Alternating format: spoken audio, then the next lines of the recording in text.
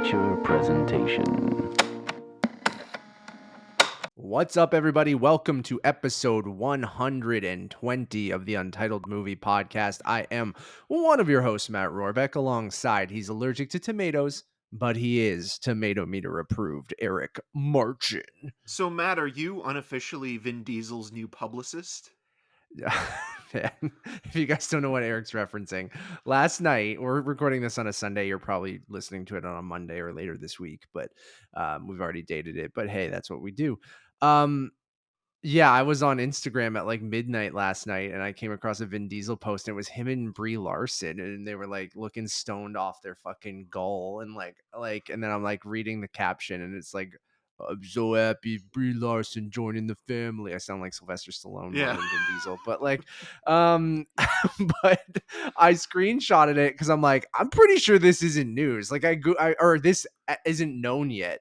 So like I Googled it quickly and I'm like, was I supposed to know Brie Larson was in Fast 10?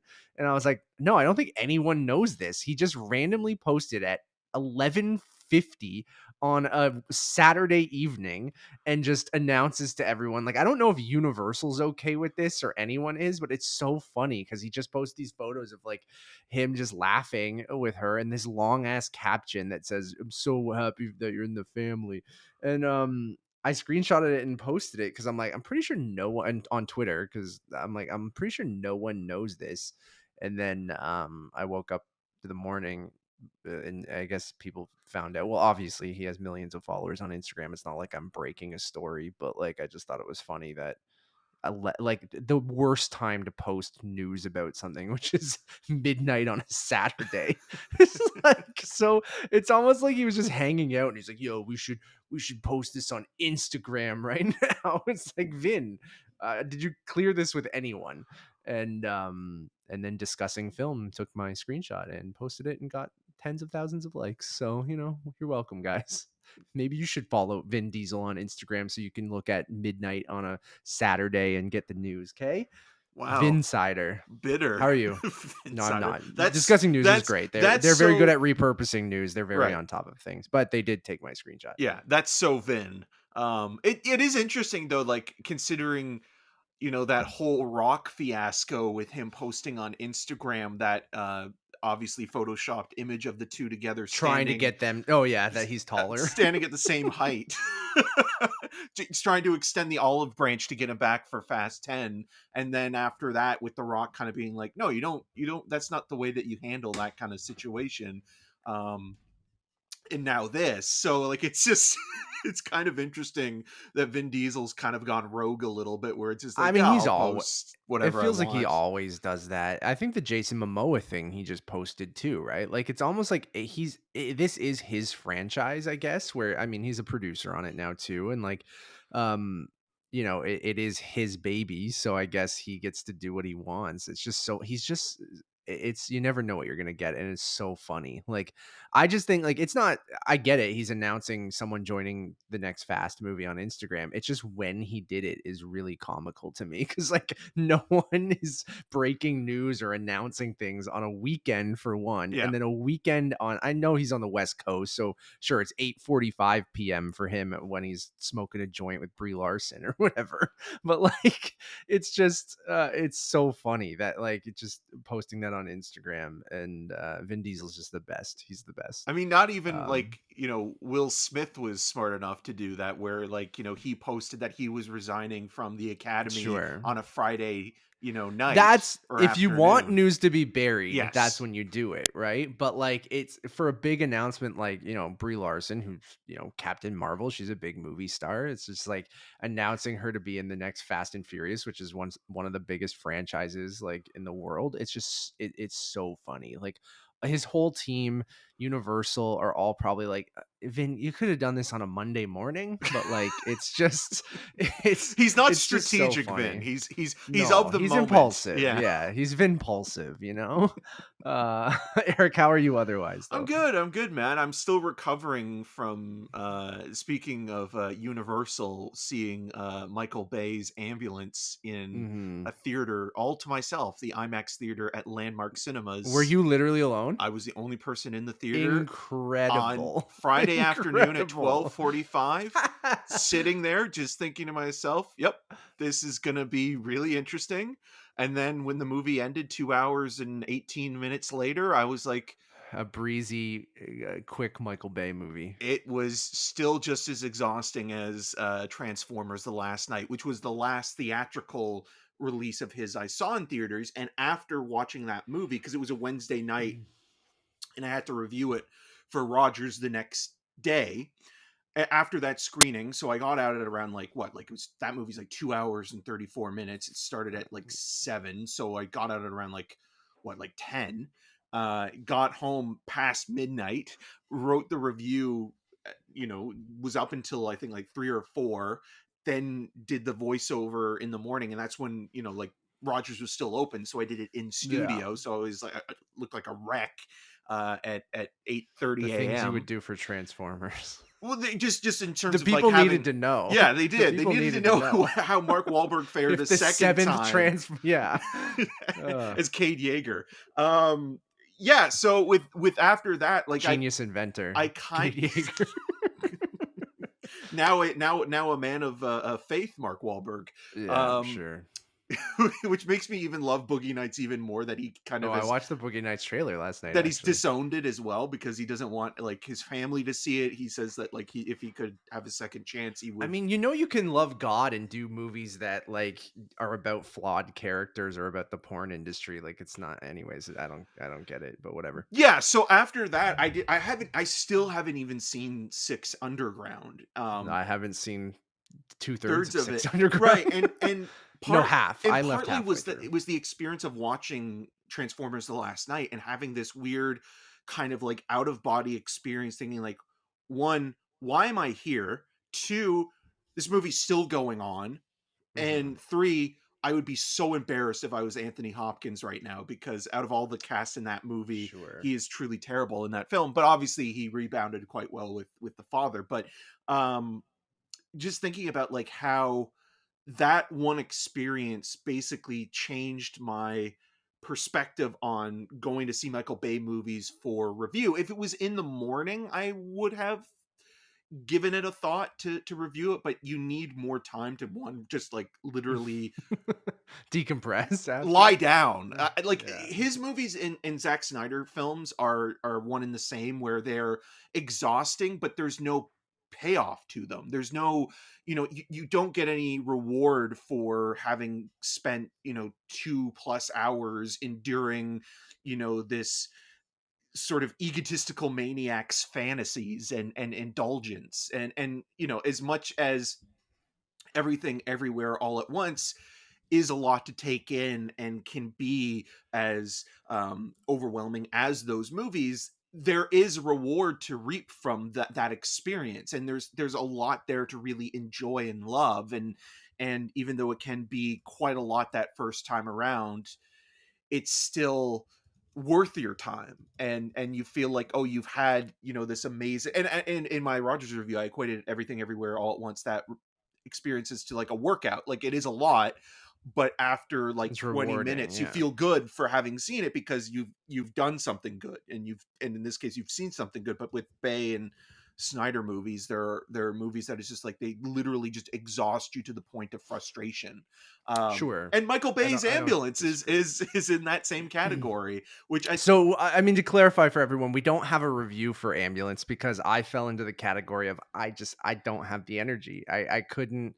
And I've heard from some people that they like it and it's getting okay reviews and stuff like that. But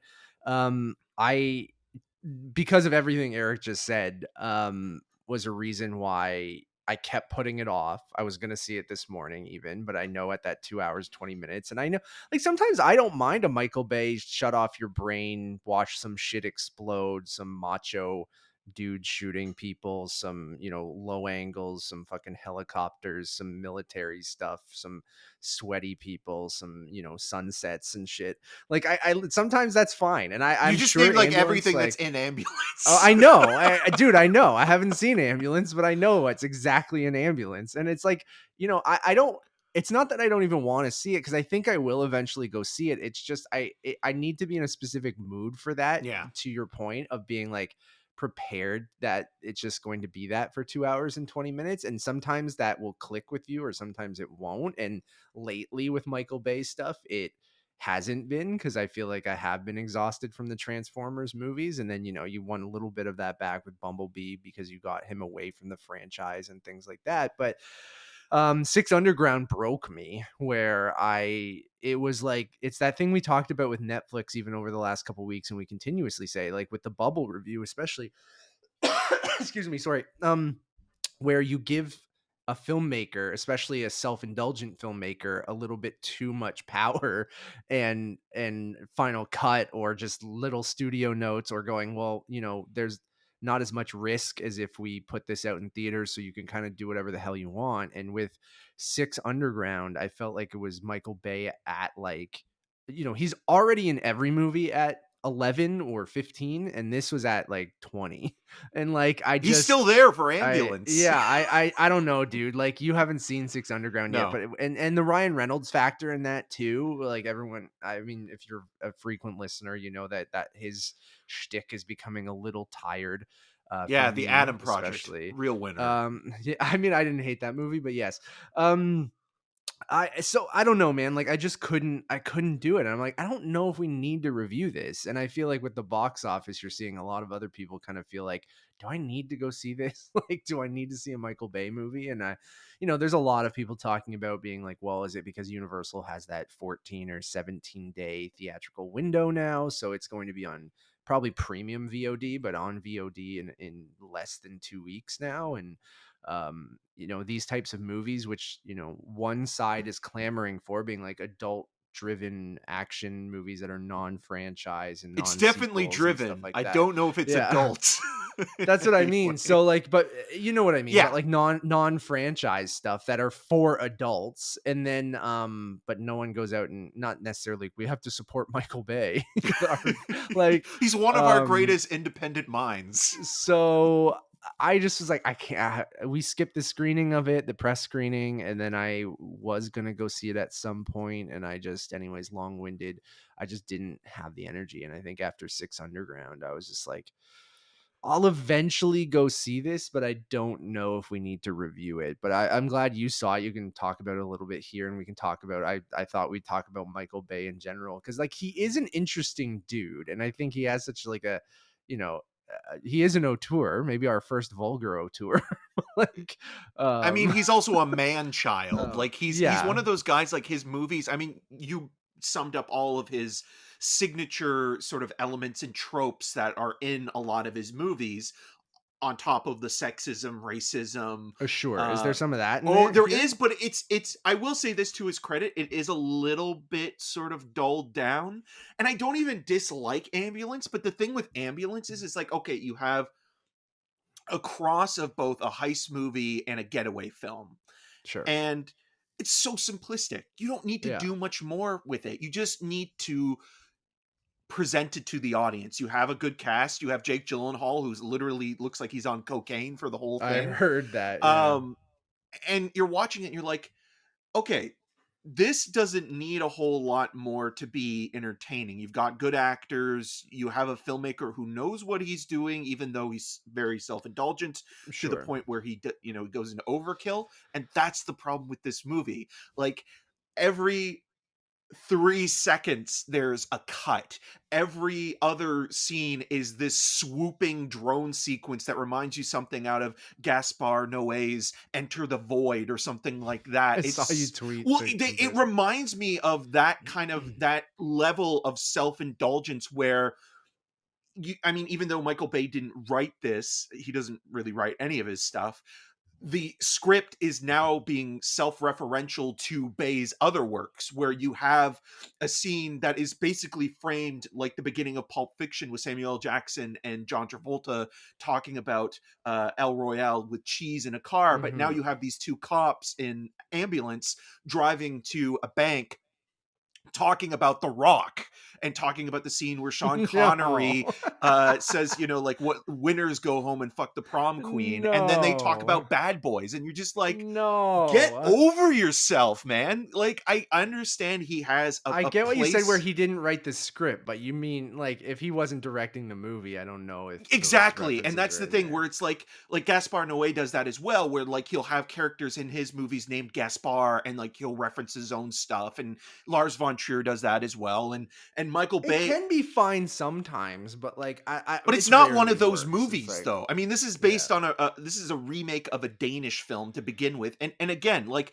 it doesn't need to have this level of, it's like asking for like a hamburger and saying, can I get ketchup, you know, lettuce, cheese, and an onion on it, and then you get it back and it's done animal style, but it's like drenched in, you know, the special sauce. Yeah. And it's just so much slop to get through. Sauce. Yeah. It's Michael Bay's diarrhea sauce. And is there great product placement in the movie? There is, but there's not like as much again like as like the Transformers movies. And again, there's some homophobic stuff. You have an FBI agent who's kind of tracking down Jake Gyllenhaal's character, who's this career criminal who sets this whole thing up and brings in like a Brooklyn crew to, you know, basically rob this LA bank. But this FBI agent, you know, gets called in right in the middle of a therapy session with his husband. And like, there's stuff with that's like a little cringy, but not as cringy as some of the stuff you've seen before in Michael Bay movies. The way that there are some shots within the ambulance itself when you are introduced and to the third kind of main character. The two leads are Yahya Abdul-Mateen II and Jake Gyllenhaal playing brothers, and Yahya's character comes to Jake in need of money to pay for his wife's experimental surgery, which they don't go into really any detail about that. It's just like the basic plainest setup ever. Like, that's the only thing in this movie that is kind of just like presented in a kind of very simple fashion. Yeah, and that's it. And then after that, it's like everything is overly complicated and stylized, hyper stylized, to the point of where it's like you feel like you're going to have a heart attack even before you get to the ambulance part of it, because then you have the Pulp Fiction Reservoir Dogs Heat section of the movie, then it becomes Speed. There's also a couple references to Black Hawk Down. Specifically, there's a surgery within the ambulance. It's actually not that badly done and very grotesque. So if you have somebody that you know that wants to see this movie that might be a little bit queasy when it comes to violence or any sort of gore, maybe best not to see that. Nevis is gonna maybe go with me today. There's one scene in particular where it's like out of Black Hawk Down, where they're trying to clamp the one guy's artery in that movie, and that's what it's referencing specifically. And obviously, I mean, even Black Hawk Down is a Bruckheimer production, but directed by Ridley Scott. And again, like all these references that Bay is mining from are done better in those movies, whether it be Tarantino, whether it be Michael Mann, whether it be Ridley Scott, whether it be Tony Scott. And it's like, to me, it's like, I really wish Tony Scott was still around, because he would have killed this. Because you look at how simplistic Unstoppable is, but the way in which he does it, he adds enough style to make it interesting, but it's not overkill. And again, when you get into the ambulance and you're introduced to the paramedic played by Isa Gonzalez, there's not as much sexism, but there are shots of like, lower angle shots of her ass and things like that. And you're just like, okay, like, here's the typical Michael Bay. I get it. She's beautiful. Yeah. Let's like, it's just, yeah. It's really silly. And so again, like, it's not the worst movie ever made. It's just so self-indulgent and self-referential, to the point where by the time you get to the end of it, you're just like, to quote Martin Lawrence in Bad Boys, why you have to be all that? You don't. And that's the kind of experience this is. It's like, I see a really clean, well-made, somewhat interesting storyline with a completely game, even though he's gonzo. Jake Gyllenhaal, Yahya Abdul-Mateen II is great. There's even a stupid ass reference to Watchmen, where there's a phone that has the smiley face logo on the back of it, and you're just like, movie, come on. It's really dumb. It's so over the top. I think it would have been really interesting to see if Bay, even though this is a smaller Michael Bay movie, $40 million budget and what have you, but like I think it would have been really more interesting to see if he continued kind of going down copying the Coen brothers a little bit with Pain and Gain. Like I Yeah. think that I think that's direction my would have favorite Michael Bay movie. same.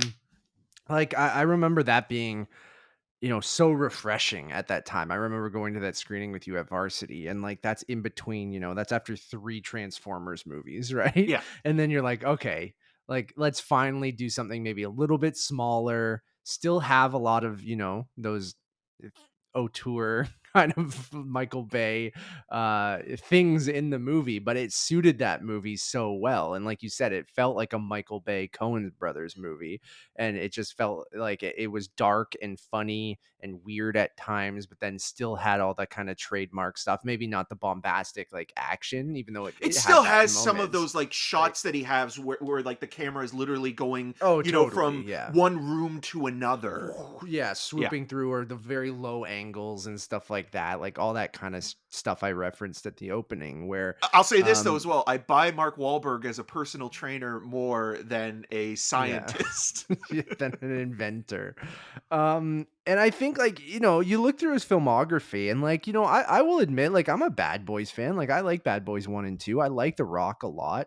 I like Armageddon, even like Pearl Harbor. I know a lot of people poke fun at that movie. I think it was perfectly fine. Like his early stuff fits that era of the late 90s, early 2000s. It just feels like he hasn't grown from that, right? Yeah, he's like Kevin painting. Smith in a lot of Yeah. ways, where like his style, he's so inept as a filmmaker that you're always going to get the same exact thing over and over again, to the point where he made 5 movies in a franchise the same way. The only thing that was different is that the technology got a little bit better as, each movie was made and progressed and what have you. But weirdly, those movies are more offensive on the sexism, racism, Yeah. homophobic scale than Ambulance. And those are kids' movies, which is Well, they're supposed mind-boggling. to be. They're supposed to be. Yeah, kids yeah. movies, And but so they're not. and again, like I think Bay, yes, he has a signature style. Obviously, The Rock was on, the Criterion label for a while on Armageddon as DVD and well. Armageddon. But again, he owes so much to Tony Scott. It's Totally. unbelievable. Like post Top Gun, that like literally that's been Michael Bay's bread and butter. And he is one of those guys that just has not taken his style and done anything new with them. And you know obviously the longer his movies get, the more of an obstacle course it feels to get through them if you're not on board with all the machismo and all of the glistening, sweaty, beautiful people, and over the top theatrics and jokes that are like humor that you're not even your dad will laugh at anymore. Like No, it's like juvenile yeah. kind of stuff that not maybe a teenager would laugh at it, but not even like, at least in the Transformers movies, that's what he was going for. But Yeah. But those are in like, all of his movies. oh, totally. Like yeah, it's bizarre. Like I forgot he made that Benghazi movie, like 13 hours.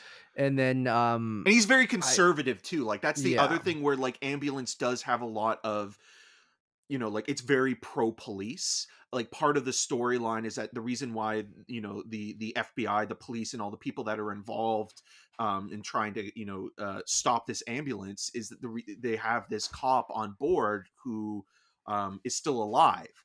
And there are sequences where it very much is it is a pro police film, and whether or not you Yeah. agree with that, that's up to you. But like the way that he shoots white police officers specifically is very heroic in a way. And even with the Benghazi stuff, like the way that he shoots the American soldiers, and like Totally. it's just it's one of those things where it's like, again, like I'm sure he voted for Trump.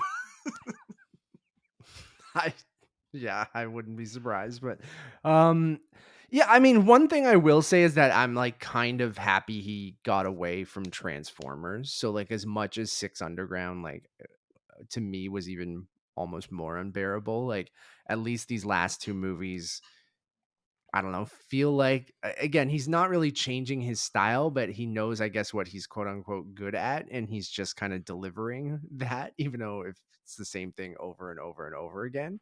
Um, because then you are getting away from, from 2007 to 2017, so a whole decade. Basically, all he did was Transformers movies, right? Which And then you shows he had doesn't Pain. care either, like, about what he's doing career-wise, and not necessarily that you have to be like, "Oh, well, I have to, once I go and make this movie, I have to go and do this kind of film afterwards." Like that, Well, it's but almost like The Island failed, and then that made him go, okay, I need to do it something safe, and then yeah. stick with a franchise for a while, right? And he And really then, literally stuck it out. And it was also funny watching Ambulance, thinking about that one press junket soundbite of him saying, "Oh, I didn't like some of the special effects," did because you notice that? there Or is one. There is one where it's like, okay, this is one of this is what he's those. talking Yeah. to, what talking about. I think he's like clarified that those comments, but it's still a weird thing.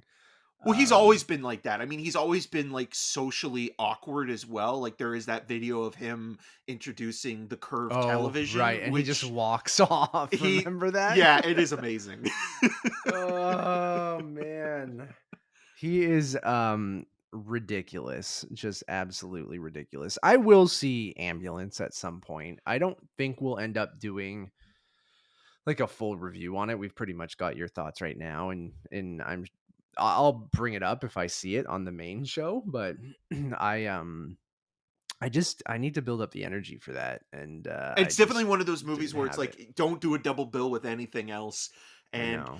I weird again, like I weirdly would recommend seeing this in the theater than at home. Be- Because you won't even finish it at home no, probably, or what? I feel like, again, like I know you have a really great, home theater system, Yeah. but it's almost like one of those movies where like a mercy is watching it on a 50-foot screen. Yes, no, I mean, that's a Michael Bay movie in general. Like, that's why Six Underground played really weird being a Netflix movie. And then I mean, I did go to Tiff Bell Lightbox to watch Six Underground, and I couldn't even make it through that. Um, so yeah, I don't know. I'll give Ambulance a shot. I just don't know when I am gonna see it. And we've been going to more like we've been kind of like for inside baseball stuff. We've been kind of skipping press screenings of late just because of the times that they are. We're in this weird phase. Like some things are in the mornings, press screenings, but some things are on like that Wednesday night before a movie comes out. And you just put it pretty well at the beginning, where that's tough for you to get your review out on a Friday because it just makes you have to kind of rush to the finish line, and it's almost not worth it for you. And same with us. I mean, we don't have any deadlines. Like again, our Sonic the Hedgehog review, you guys can check out right now. And like, I don't mind putting stuff out on the weekend or the Monday after it comes out, but we've been going to the theater more often and like paying for a ticket and going to see stuff. And I did that for Sonic. And So you guys can, Morbius. and We Morbius. supported Yeah. Morbius, So and the reason I would have gone to that press screening, it was just that that was the morning I was doing the interview with Ki Hui Kwan, and I yeah, wanted just to have as much time to kind of like focus and do a little bit for of extra Morbius, you mean? yeah, yeah, Yeah. yeah, for that Yeah. morning. So that morning I kind of did all the prep for Everything Everywhere I like all at going to once. like I've been enjoying I love press screenings, obviously. Like we're very lucky. I'm very grateful. But um there is something about going to like even if it's with like Sonic, like going to see it with like families, and you went to a screening which had a lot of kids as well, but Oh, and we'll talk so many and you guys kids. can talk about that we'll talk about that on the review, which you guys can check out. But I've been enjoying going to Queensway more often. It's our local kind of Cineplex now, and I do miss Landmark Whitby. I will admit that. Um, but we've been driving down. It's like a 10-15 minute drive to get down to Queensway, so it makes it really easy. The one thing I'll say, like I actually think Queensway's a pretty solid theater. Like they have a good VIP area, good parking. Which you don't really get in Toronto that often.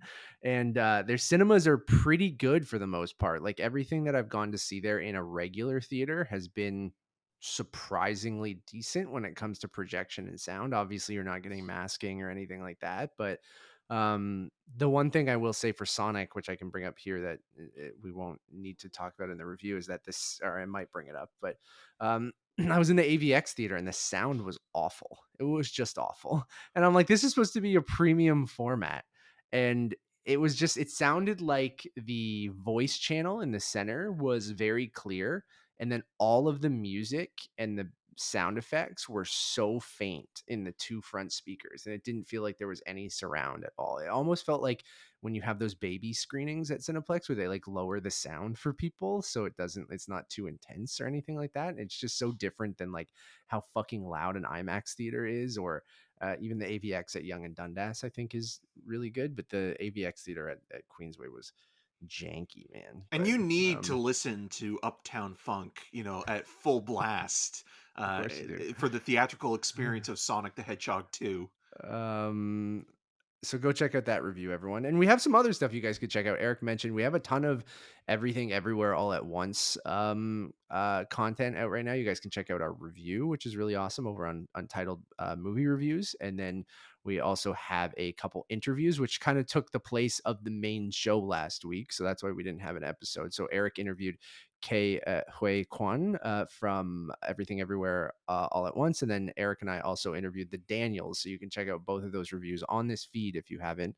And if you maybe wait till you see the movie and then go check out the interviews, but or the review even. But you guys should definitely go see it. It had a great opening weekend. We can talk about that a little bit too. I mean, not opening. It's technically its third weekend, but it went it's doing, wider because the yeah, first week of its release was in the U.S. only. The second in week, New York and L.A. and San Fran, right? yeah, and then in the second week it was Cineplex. Was it Yonge and Dundas or was it Scotiabank in Scotia. Toronto? So they opened a couple. It's Scotia, and in Vancouver they opened as well, Yeah. here in Toronto. But then they expanded to some more U.S. cities like Boston. We referenced them, like Yeah. bigger U.S. cities, and then April 8th they opened much wider. wide, There's still plenty of theaters that they have not opened yet, and I'm sure like in the next couple of weeks, like as many platform releases do, when they're successful, they'll roll out to further locations. So like if you're in the Durham region right now and you're listening to this, you can I'm go surprised and see it's it. in Whitby. Yeah, you can go see it at Landmark Cinemas in Whitby, and I'm hopeful that it'll even play at some of the Cineplexes like Ajax and Pickering and Oshawa in the coming weeks. Yeah. So I hope so, because like it made, I think, almost $7 million. I think it was like 6 point something this weekend, and I think it's almost hitting 8 million total for the 3 weekends. So that's some and it sweet was cheddar for A24 in the yeah, US. and then it was in 1,400-ish theaters. So that's like comparable to, Ambulance, which we just talked about, which made, I think, 7.5 million this weekend, and was in almost 3,400 theaters or something like that. Like so you got to think like 1/3 of the amount of theaters. Like a typically very wide release gets over 3,000 theaters, right? So this is still a wide release because it's over 1,000, but pretty good haul for them. And like yeah, I hope it expands. People seem to be loving it. Like Nevis went to go see it again with her friends, and they all loved it. And everyone I've talked to, shout out to Matt Batson, who does some stuff for Kind of Funny. He went and saw it and he was like, I think this might be my favorite movie ever. And I'm getting a lot of that from people, which is like, it's such a wild thing to watch a movie and people go, holy crap, this might be in like one of my favorite movies of all time. Which is like, I know it's very early, and we talk about hyperbole and getting caught up in everything, and I'm sure that hype and it will have its detractors like Lights Camera Jackson. but you're always gonna get that when a movie starts and there's nothing wrong with not liking a film. I mean, we're going to be talking about that quite a bit with Sonic too, but it's how you write a review, right? Yeah, it's like that Lights Camera Jackson tweet was something. I'll just say that. Yeah. Again, but I'm so glad to see that. It's good to be critical of it, even things you like. Hey, everyone's entitled of your opinion, or of an opinion. So I agree with that. Of your opinion. But sometimes you're wrong. No. I mean, like, again, I'm kidding. We've talked about this with Mad Max too, right? Like, I think I was going to title this episode "Mad Max is actually bad," but I didn't. So, see, that's the thing where it's like, I respect your opinion, and and I'm shit posting and sort of trolling, that, but like, and I think everyone who sees me tweet that knows that. Like, I guess I can talk about that. I went to go see Mad Max Fury Road at Tiff Bell Lightbox. I should actually make a time code. I'm not making any time codes right now. Idiot. The Bayhem has begun. I already Absolute Bayhem was the last title. our friend Matt Brown wrote a Well, you're a friend. I don't really know him. sure, Nevis's friend, Yeah. my friend. You don't know Matt very well, but Matt works at TIFF. He wrote a book about Mad Max Fury Road. And Nevis edited the book actually for him. So a lot of connections there. But he was introing Mad Max Fury Road for his like kind of like a book launch at TIFF. He had a wonderful intro to the movie. He did a fantastic job. I love his passion for that movie. He really, really loves it, and he knows it very, very well. Gets a lot more out of it than I do, which is totally fine. But he had a fantastic intro. So shout out to Matt for that. You guys should check out his book if you do like the movie. I know Kyle Buchanan also has a book out for Mad Max right now, which I ordered that. So which he poked fun at a little bit in his intro. Not poked fun at Kyle, but he was just like, I did not write this book. He's like, I will sign this book if you want me to, but it's not mine. And then like, so he's like, if you're so here you're talking for about this Blood, Sweat, and Chrome. yeah. And then he's like, if you're here for that book, I'm sorry, that's not what we're here for. But so that was funny. He introed it. It was great. And Mad Max is one of those movies. We had a great discussion on our best films of the decade when we did our best films between 2010 and 2020. You guys should check out that episode. I forget what number it was, but go back and look for that, where Eric and I gave our best films of the decade. And we had a little bit of a conversation about Mad Max there because it was your number one and Yep. it didn't make my list at all. And I've given that movie, Eric, It's no I've Sonic watched that 2. movie. I like Sonic 2 more. And that's not even a shit post. That's just the honest to God truth. I've given that movie like 10 different shots. Like maybe not 10, probably 5. I've watched that movie 5 times, I think. Once in theaters, once at home, in the regular edition, once in black and chrome, and then I think maybe this is the 4th time I've seen it. And this time was in 35 millimeter at TIFF, so probably the best possible way you could see this movie.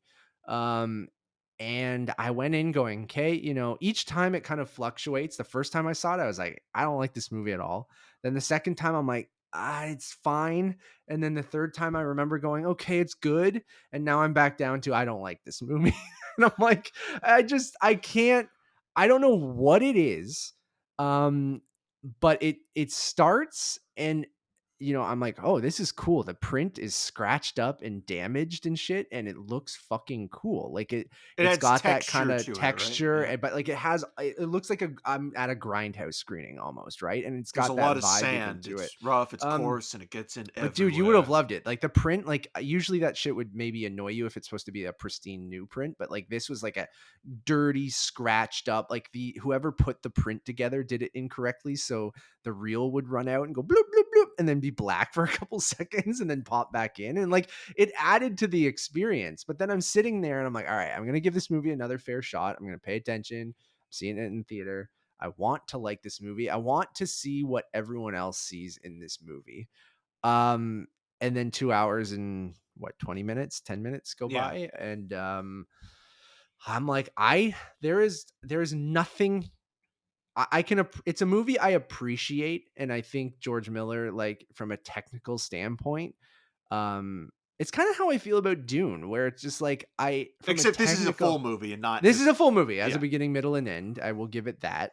But from a technical standpoint, the stunt work, the cinematography, just like the sheer creativeness of the production value and production design and stuff like that, I think I can appreciate. But then, and the story is quite simple, but it's Well, just speaking of something. ambulance, again, like Yeah. looking at how George Miller approaches a story, which is literally driving back and forth. Like that's Yeah, the whole movie. That's the whole thing. It's just a chase thing. Yeah. And then that's my biggest problem with it though, is that I never get invested because I get bored because it feels like the same thing for 2 hours and 20 minutes. And I just after the first sequence, which is pretty exhilarating, I just completely zone out and I get bored, and I'm bored throughout the rest of the movie. And it doesn't have a hook in me. I don't really care about what Max is doing. I don't care about Furiosa. Maybe I care about Furiosa a little bit more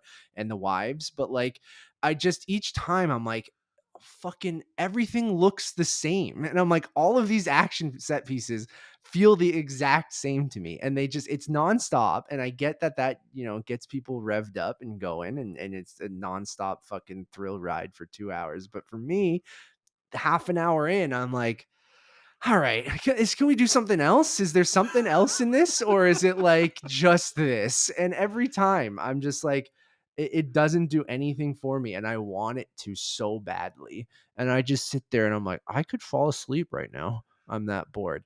Have you And seen Wages of Fear and Sorcerer?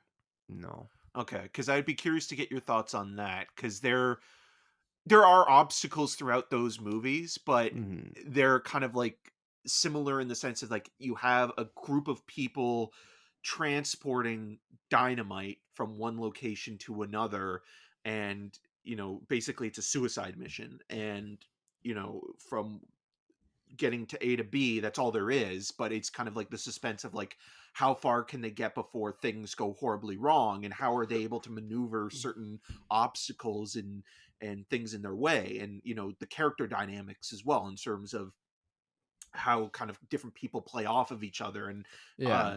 basically conflict with one another, and I think like that would be interesting to see if you like those movies or not, because obviously like William Friedkin's remake of Wages of Fear, Sorcerer, is more atmospheric, and like the score I think you would really like quite a bit by Tangerine Dream, and Roy Scheider is the lead, who obviously does have a presence all of his own, and William Friedkin at that time was kind of like that was like his passion project.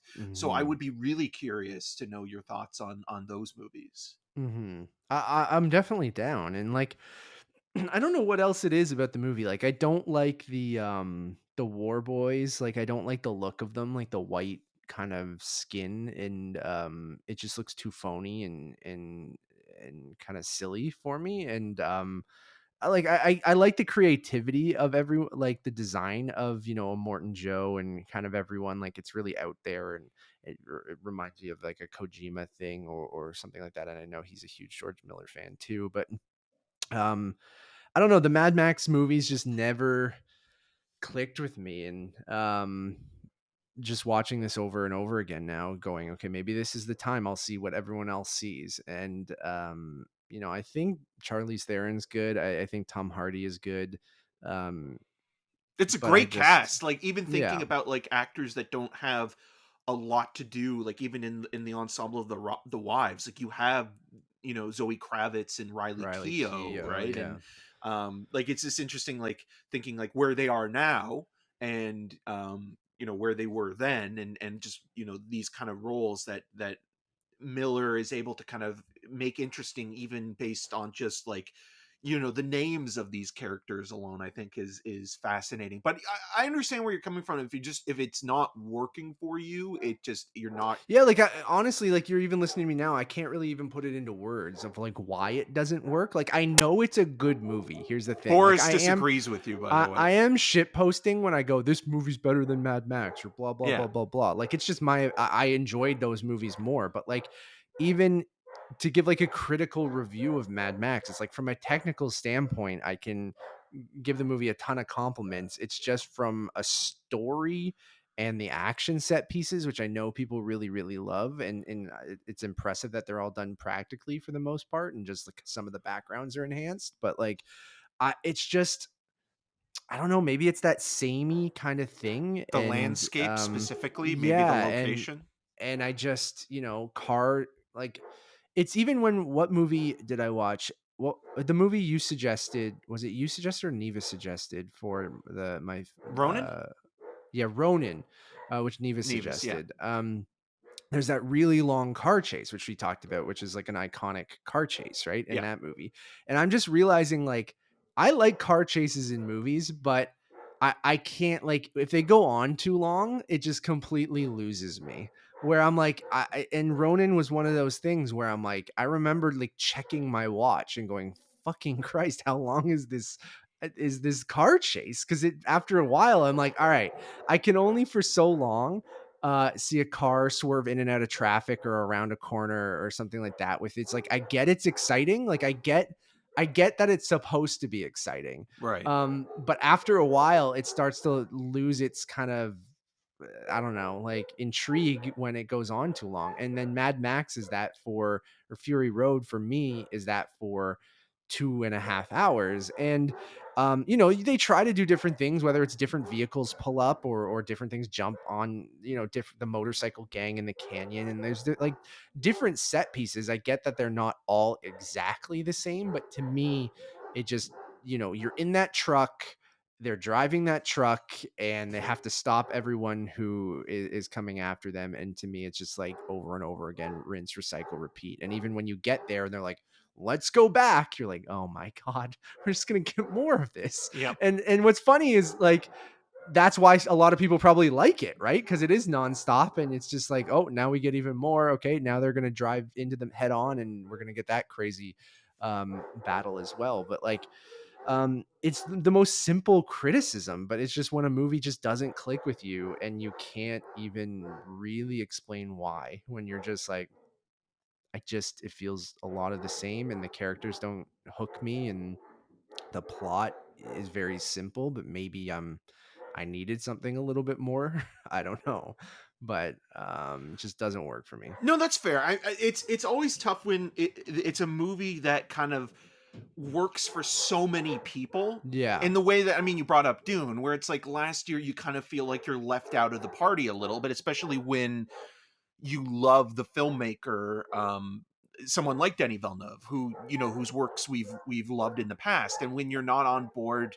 with a lot of people, especially when it's a film that is kind of a weirder movie that kind of almost like, it's like, how did this get into the studio system? Like, I don't know Yeah. how this movie got made by a major studio, whether it be, I mean, both were Warner Brothers in this case for Fury Road and Dune. But like even with the Northman, I think is going to be an interesting conversation to have once you watch it, because I could see you having maybe the same reaction, although I could also see you really liking it, because it's more, That's what I mean. Like, primal, it's but it hard, right? changes up the things. But there is a large portion that takes place in this one village, and for the longest time, like, you're there for the majority of the movie. Yeah. So There's nothing wrong with that. And no, it is sometimes where a movie that might be exactly like Fury Road, but then it does click with me. Basically, maybe a character does, or the design of it. And like, maybe just the grossness of how everyone looks too. And just like, I know that's appealing to some people, like that design of that world, but like, Morton Joe on and Tinder, I usually so love, hot. like, me, like post-apocalyptic kind of shit, like Dystopian societies. dystopian, yeah, is all my jam. So I just don't think other than bring it back to Vin Diesel, like Fast and If Furious, Vin like Diesel was there's Morton Joe, something, you would love this yeah, movie. like there's something about the Fast movies, but I don't know, they know how stupid they are, that like that, and the dumb soap opera kind of nature of them is why I love those movies. And the car chases are kind of secondary, although some of the car chases are fun and ridiculous because they get inventive with how fucking batshit they are, even if they do use CG, and they crash a lot of cars and stuff like that when in those movies too. But yeah, I think from a technical standpoint, like I'll always go back to Fury Road being incredibly impressive. Yeah, John Seale's But cinematography is so beautifully done, and he came out of retirement for that. Um, yeah, I mean, there is something that is kind of fun in its ridiculous nature of just seeing how society has completely dissolved and what it has become in the sure, Mad Max world, especially when you think of, like, even with the first Mad Max movie taking place, like, you know, in a futuristic setting, but there was still martial law, and there was still, you know, metropolitan, cosmopolitan cities and things like yeah. that. Like, Is this still supposed to be the same universe, or so is this that's the its thing. own thing? We've talked about this before, and I think we talked about this on our favorite films of the 2010s. I almost feel that George Miller has literally, in the same way that Sam Raimi does with the Evil Dead movies, is remakes Mad Max every so often. I do think that the original trilogy of Mad Max, Road Warrior, and then Beyond the Thunderdome Are are all in kind of the a same? trilogy, but at the Yeah. same time, they're not like necessarily sequels. Even like there's connections there between 1 and 2, because 1 was like 78, 79, and then 2 Road Warrior, which was sometimes called Mad Max 2 The Road Warrior, but a lot of people know it as just The Road Warrior.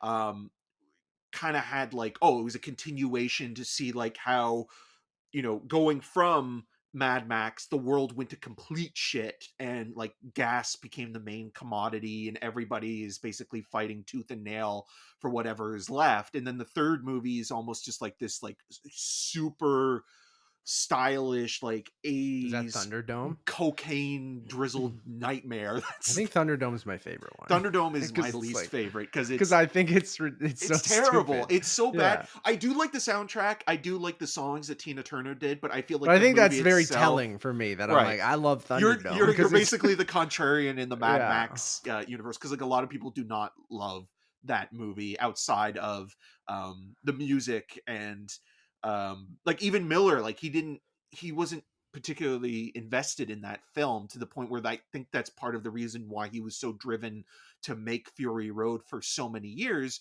because I'm sure in Matt's book and Kyle's book, it goes into the history of how like Miller was trying to make Fury Road, and I think at one point it was called Wasteland, for decades, like into the 90s and early 2000s. There was a point where Heath Ledger was going to be Mad Max in 2004 and 2005, and it was like almost like getting ready to at the starting line for production. Then it kind of fell apart because they didn't have all the money that they needed and the resources, and then he kept working on it still. And like obviously he did the Happy Feet films, which kind of were successful and kind of kept him in the game. And He's such an interesting filmmaker. oh yeah, I mean he was a doctor Babe. before what he was a filmmaker, and the reason why he became a filmmaker was because of Mad Max, because a lot of people, he was working in the ER when he was starting out, and a lot of people would come in based on car accidents, and he would see the results of that, and he couldn't stomach it, but he was also fascinated by just racing and stuff like that in general. So he went from being a doctor to a filmmaker, which produced the first Babe movie, then directed the sequel. And he is a really interesting guy, and he has a movie coming out this year, hopefully with Tilda Swinton and Idris Elba, about a genie. So we'll see if there's any car races in that, but I don't think there is. It's supposed to be really small and intimate and kind of weird, but yeah, he's an interesting guy when it comes to his filmography, because the Mad Max movies specifically are the films that kind of not only put him on the map, but are the things that have been most consistent with him. Like where that Sam Raimi comparison drops is that Sam Raimi, the Evil Dead movies got him through the door, and he made Evil Dead 2 and Evil Dead 3, which is Army of Darkness, and then, did Darkman and things like that. But he kind of became more of a studio filmmaker after that, where Miller, he was producing Babe, he was making things like Lorenzo's Oil and The Witches of Eastwick, which was in 87. So that was like right after Road Warrior was successful and Beyond Thunderdome. So he kind of went on to do that. But Miller has always had that through line of Mad Max. Like he's never left it behind. Mm-hmm. And he keeps coming back to it now with Furiosa, which is supposed to go into production sometime this year. Yeah. It kind of feels like, again, like I'm excited for it because it's Miller coming back, and Anya Taylor-Joy is going to be the lead. Speaking again of like even just like thinking about the Northman and how weird that movie is. But I'm also like, I don't know if we need a Furiosa movie, because I kind of like, but we kind again, of got her story, right? Like we know we're going to know how she loses her arm. We're going to know how she's taken from the green place or whatever. Yeah. And like, we're going to know the backstory of all the women there. But unless he's not doing that story, like, unless he's doing something that's like after that, even like that's something like during the years of when she's like with Immortan Joe, like at the Citadel, but like, because I feel like Miller wouldn't do it unless he had something interesting to do. But like, how do you talk? Like now, there's the expectation too of Fury Road, like maybe which is also really called Furiosa, right? Like Mad Max Fury Road is Furiosa. Yeah, totally. And now you're just getting Furiosa, right? And then is someone playing Mad Max in the movie too? I don't know. I know again. Abdul Mateen II was supposed to be in it, but he fell out because of scheduling issues. And then Chris Hemsworth Right. is co-starring Is in it, in it, and right? Tom Burke as well, who's probably best known for Mank now, playing Orson Welles, but he was in The Souvenir, the first half, Joanna Hogg's movie. So yeah, it'll be interesting to see what comes of that. But again, like, I think what just interests me on a level is that Miller wants to continue to do this, and he must have something up his sleeve in order to want to continue on, even in the Yeah. director's chair. Like, this is something like he could just be like, oh, I can just produce this now, Sure, and give it to someone else and see yeah. their take on it. So like here's the quote.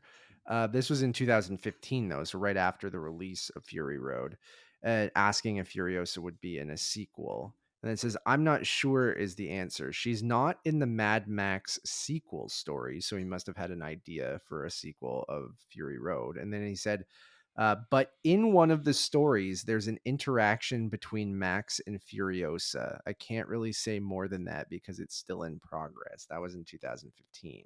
Right. So is Chris Hemsworth playing Mad Max? And then that would be weird to me if they had an interaction before Fury Road. Right. But But again, I don't know. you look at the Mad Max movies, they're not necessarily Yeah, sequels, right? Like, they're not, like, you could look at them sure. as remakes almost. Like, each film is almost like Miller is trying to make the best version, His and own look at, multiverse, you know? yeah, It's but look at like what he did the last time around and say like, okay, this is what worked, this is what didn't, this is how I'm going to make the better version of this, the more souped up edition of this. sure. And what I And it doesn't also, need to connect. Like continuity sometimes is bullshit, right? Like you get too exactly. bogged down.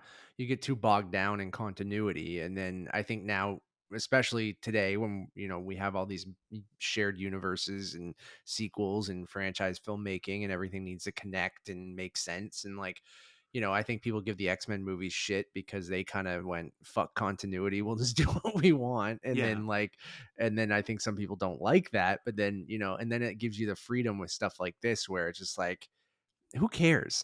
Just like tell a Exactly. good story. Like Exactly. And like, it's like, the audio commentary for Evil Dead 2 is the perfect example of that, because Sam Raimi talked about like, oh, someone asked him if Evil Dead 2 was a sequel or if it was a remake, and Raimi said he was leaning more towards it being a remake, because there's no way that Ash would be that stupid to go back to the yeah. cabin in the woods. So it's almost Yeah. like he You got to remember their remade. movies, right? And like Exactly. you got to give them an excuse to go, but do you? It's just like no, it's just who fucking cares? I needed him to go back. Like it Yeah. doesn't matter. Or I'm remaking the movie Yeah. that I wanted to make originally, but I But didn't now I have a have the budget or resources yeah. for, and now I can do it better. And I know that people will want to see this because the first film was kind of like, a calling card movie for. Mhm. And it's the same thing with the Terminator as well. Like, even though Terminator 2 is a genuine sequel, there's a lot of stuff in there that is kind of building on what was already kind of I initially think the hinted best at. sequels. I think either one. Like obviously, I do like continuations and continuity and stuff like that. I do agree on the other side though of just going, depending on what it is, like throw that shit out the window and just tell a good story. And it doesn't, if it's not meant to be this big shared universe or big long form storytelling, and they're just supposed to be individual chapters, it's like, all right, who cares? Just like, yeah, do something cool. And whether it's connected or it's not, or even if it is connected but doesn't make complete sense, is like, you got to see if the movie is trying to make it make sense or not. Like if it's retconning versus just doing what it wants, like I think those are two different things. And Yeah, do you really want Spider-Man 3, or do you want something that is like, okay, like, at least with Batman and Batman Returns, yeah, you have, with those first two movies, Michael Keaton and Michael Goth returning, but it doesn't necessarily mean that it is a direct sequel. Like the way that Tim mhm. Burton even talked about that, it's more like another chapter or another Another Batman story. story, Yeah. right? Sure, it's some of the same actors, and you could, but those movies are still, even 89 and Returns are still tonally different from the production style and the way that Penguin and Catwoman are portrayed versus Joker in that first movie. And then even Forever and Batman and Robin are technically, when you have some of the same actors coming back for that, are like, you could say are all part of the same, universe, but then they're all so different, Yeah, right? yeah. I That mean, like, just because Michael it's Goth like, and Pat Hingle are in all four yeah. of those movies, it doesn't necessarily mean that, like, they're, The James Bond movies. There you go. yeah. Go to that. Like that's a perfect example. And yes, maybe the Daniel Craig ones have all told a continuing story. But like, if you look at all the other Bond movies, just because it's Continuity the was same. never its thing, you know. No, like sure, and when it wanted to be its thing, it would be like they'd bring back an actor and be like have a history with Bond, but then that history with Bond can change based on whatever the fuck they want to do because it's just all individual stories. And like I like that Bond with the Craig era took a more kind of serialized approach, but that doesn't mean the next one has to either, right? Like Yeah. you could even bring elements of the Craig version and have it be continuity in this version and it'd be fucking who cares. Like I think that's what's great about the Bond movies is like, yeah, you can have M or Q be the same actor, but and then you still kind of have that history from those other movies, but they don't quite explain like, how that makes sense because it doesn't matter if it makes sense. Like if Judi Dench wants to reference something from the Pierce Brosnan Bond movies in the Craig ones, it's like you don't even fucking question it. Like who cares? Right. Like so it's just I Or like even if that you kind want of to stuff too. cast like Charles Gray playing, a version of Blofeld in Diamonds Are Forever, and then before that he played another double O agent in You Mm-hmm. Only Die Twice, Mm-hmm. and like And even Marvel's doing that to an extent, right? yeah, it In certain happens. things, It but it yeah. happens. Although Marvel, though, I do Marvel, feel like yeah. it's almost like, okay, there are so many actors out there. It's like you don't need to necessarily cast the same Cast the person. same person who was in a movie 2 movies Yeah, ago. because you're gonna confuse people when it's not even a part of like the multiverse. Like I get it with like if you're doing it for a direct reason where it's like, oh, okay, like this person. Is an alt version of that same person, but now they're this or whatever, Yeah, but right? then when you Yeah. have someone like, Ryan Reynolds or Chris Evans or Michael B. Jordan, even though like I think two of those guys kind of like it made perfect sense for them to play the parts that they would afterwards, because the first time around in both of their cases for Fantastic Four Yeah. didn't work out for them, and it's and like I think like Killmonger is an amazing performance from Michael B. Jordan. I think obviously like Chris Evans was perfect for the part of Captain Captain America, America, yeah. but at the same time it does kind of get confusing where like you have Especially now if those are going to be continuity. yeah, and like even when you We'll have see with actors Doctor Strange coming up like someone like Michelle Yeoh, who is in both Shang-Chi and and the post Guardians credits of the of Galaxy yeah. Volume 2, right? With Which was going to be Stallone. like a separate spin-off kind of thing, Yeah. right? Which it doesn't look like they're going to do anymore, but I also wouldn't put it past James Gunn for having them show up in Guardians 3, right? Yeah. Like so I mean even what's her name from Eternals? Gemma Chan was in Captain Marvel, Yeah. right? So Or I mean even Mahershala Ali, right? Like in Luke Cage, and mhm. now he's going to be Right. Blade. And so, it happens and at least they go the tricky thing with the MCU is what you just said is like they're so bogged down now in explaining everything of being continuity, whether it's an alt version of someone, a variant. They've even come up with terms of these things. So when you start explaining that to your audience of going, well, this is a variant version of this or that is like, that's when you have people start questioning going, oh, well, if they were them, and now they're playing this character, shouldn't you explain that? If I Is were like you and you were me, then I'd but be you. and then they pick and choose and then I gotta go, you know what, it goes back to my original point of who cares. Yeah. It's like as long as it doesn't really like if they're trying so hard to make everything make sense and it is part of an important storyline or something and they're fucking that up, that is important, but like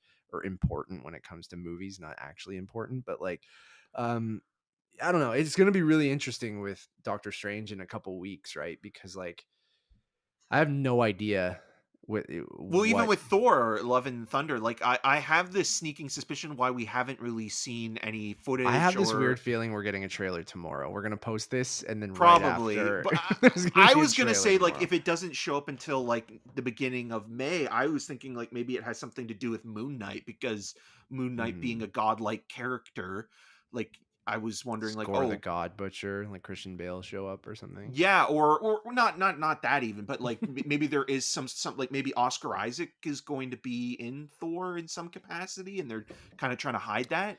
I like that idea of bringing in different mythologies and different gods from different, Norse mythology, Egyptian mythology, and kind of stuff like that. And God of War, the video game, did that too, because he started off in Greek mythology Yep. and then kind of in the new God of War games, he got put into, he is the Greek god of war, but he was fighting with a lot of Norse gods in the new game. So I like that kind of idea of taking like similar, you have the god of war, but they're from different kind of cultures, and like intertwining all those gods and having that whole, mythical part of or that is partly in space but also is mythical, and like I don't know, I think that could be cool, like mixing those worlds. And then if you have a character called Gore the God Butcher, right, like I think there could be some interesting stuff there. Well, And especially if yeah. they're bringing in Moon Knight now, and we talked about it in our review. Like, part of the story is setting up. We had it even with Eternals, obviously, as well, right? Where, like, these godlike sentient figures are coming in and sort of harvesting Earth, or prepping Earth to be harvested. And then with Moon Knight, you have the other angle of, these other gods being introduced and sort of their council specifically. And it's like, okay, well, Thor is obviously also within that realm. So it does feel like this is going to be a part of that continuity. So what are Mhm. they leading up to? And the way that they scheduled Moon Knight for this time of year, because like a lot of people didn't know when it was going to come out. So Mhm. And then the 4 episodes we got lead right into Doctor Strange, right? yeah. Like, so that's another thing. I don't know, man. Like, it's I can't believe we're so close to Doctor Strange. I grabbed tickets for opening night in IMAX here in Scotiabank. We will probably be going to a screening and reviewing it, but who knows yet. But we're very, very close, and I don't know what the hell to expect. Like, we know the Patrick Stewart thing, but and when it comes with the Thor trailer, there's that rumor, because you saw they were doing press for the movie, long lead press, Taika Waititi, Chris Hemsworth, and Tessa Thompson. And people read into every Marvel thing. The way that they were holding did you see this? The way that they were all doing different hand signals kind of led to what people believe is April 11th, 2022, as Nevis is destroying something behind me. It's fine. Sorry, we already had dogs barking for like 20 Yeah, minutes. Eric had his dogs barking for a long ass time, so it's all good. We're very professional. Nevis gives a wave, everyone, for audio listeners. There's that rumor because We'll I wake up think tomorrow and the trailer. Oh, it will. drop. I have no doubt that this is going to post 9 a.m. on Monday, April the 11th, and then at 9:01 or at 10 a.m. we're gonna get a Thor: Love and Thunder trailer, and this will just be completely ruined. But then maybe we'll jump on and do a reaction or something like that. Right. But like if that happens, because yeah, the rumor I'm talking about is in the photo. They're all doing hand signals, and someone's doing two peace signs, which would be 22. Someone's doing 2 1 fingers for 11, and then someone's doing something to make it look like a 4 or whatever. So then in Europe you usually do the date 11 for 22, right? They do it the opposite way, so people think that the trailer might drop tomorrow Right. because of that. So I don't know. We'll see. I hope we get it soon. I hope it's not delayed like some people think, but like I think they would have come out and said that by now. But Yeah, because what, Thor's supposed to come out in July, right? yeah, and this is the shortest period of time between a trailer and a movie. And Spider-Man was There's sort got to of be something in it that is like they're maybe it's trying to. they're waiting until after Doctor Strange. I don't know. Yeah. Like, does that do something? But I can't see. But even Moon Knight, like it feels Yeah. like almost like, because like if you look at like. But we've seen those four. I know that, not but to that's spoil press. But anything, like when it comes to those last 2 episodes, like what are they Mhm. going to be, and what's that going to lead into? Is that just going to be something setting up, Midnight Suns, or is it just going to continue to kind of build the darker aspects of the Marvel universe, or is there something there? Yeah, I don't Or know. because a god character is a main focus of that thing, and like you'd think Gore the God Butcher would go after. Some Egyptian gods as well. Yeah, or anybody that's on Earth, right? Like maybe he's going from like planet to planet, or universe to universe. I forget the Guardians are all in the next Thor movie too. Are they So all in it, or is only a few of them? we'll have to see. I don't know. Gamora's not in it, I don't think. Yeah. And I think it's Peter, Groot, Drax, maybe? I think Drax is in it. And Rocket. I think everyone but Gamora.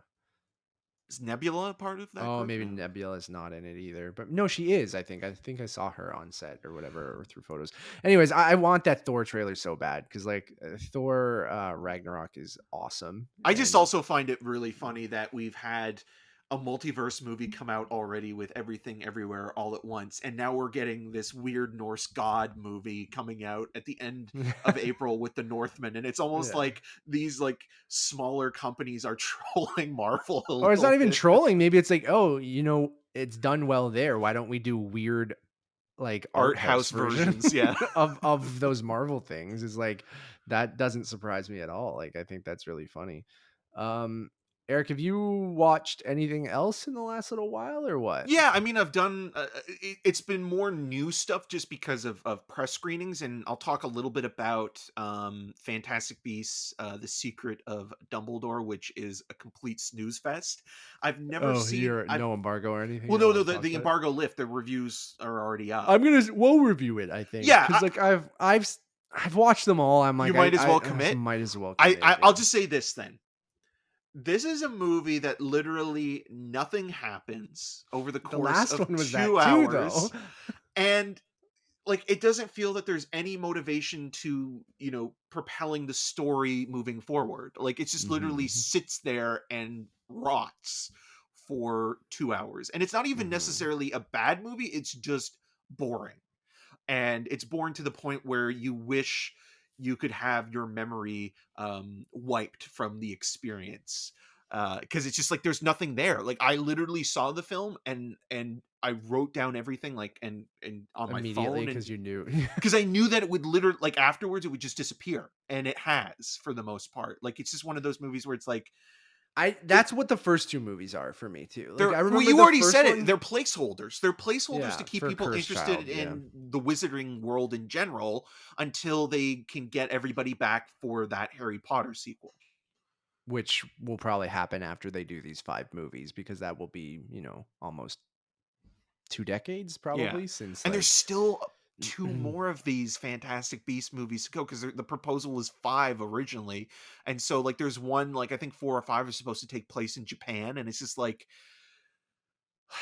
There's such a cool nugget of an idea, and I know we talked about this, I think, on the other 2 reviews of those movies of like, exploring different, countries and different cultures in the wizarding world, right. right? Like, but I don't But think that Newt this, it's Scamander is like, such is a just, thinly developed yeah, character, and Eddie Redmayne has all the charisma of a Newt, and it's just like you're watching it and you're just like, God, this guy, he's terrible. How did he beat yeah. Michael Keaton for Best Actor at the Yeah, Oscars? it's those 2 movies. The second one I remember being truly like really excruciatingly like not enjoyable to watch. And the first one I remember just being like it's bland. It's like again, it's vanilla placeholder stuff. Like it did nothing for me, but it was fine.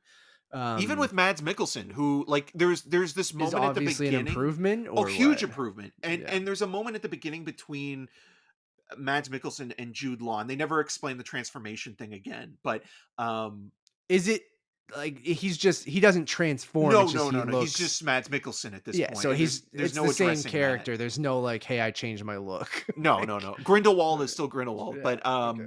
but there is a moment there at the beginning where it's like this like tragic love story, and like between Law and Yeah. Mikkelsen's characters, and it's like I would just rather see these 2 actors in like Yeah. a toxic relationship drama than Yeah. having to Where watch. 2 wizards like that, were in love that like hate each other now. Yeah, Like or not that's even there's wizards, a just cool. just 2 guys, No, regular still wizards. people. I still want them Okay, to be sure. wizards. Fine.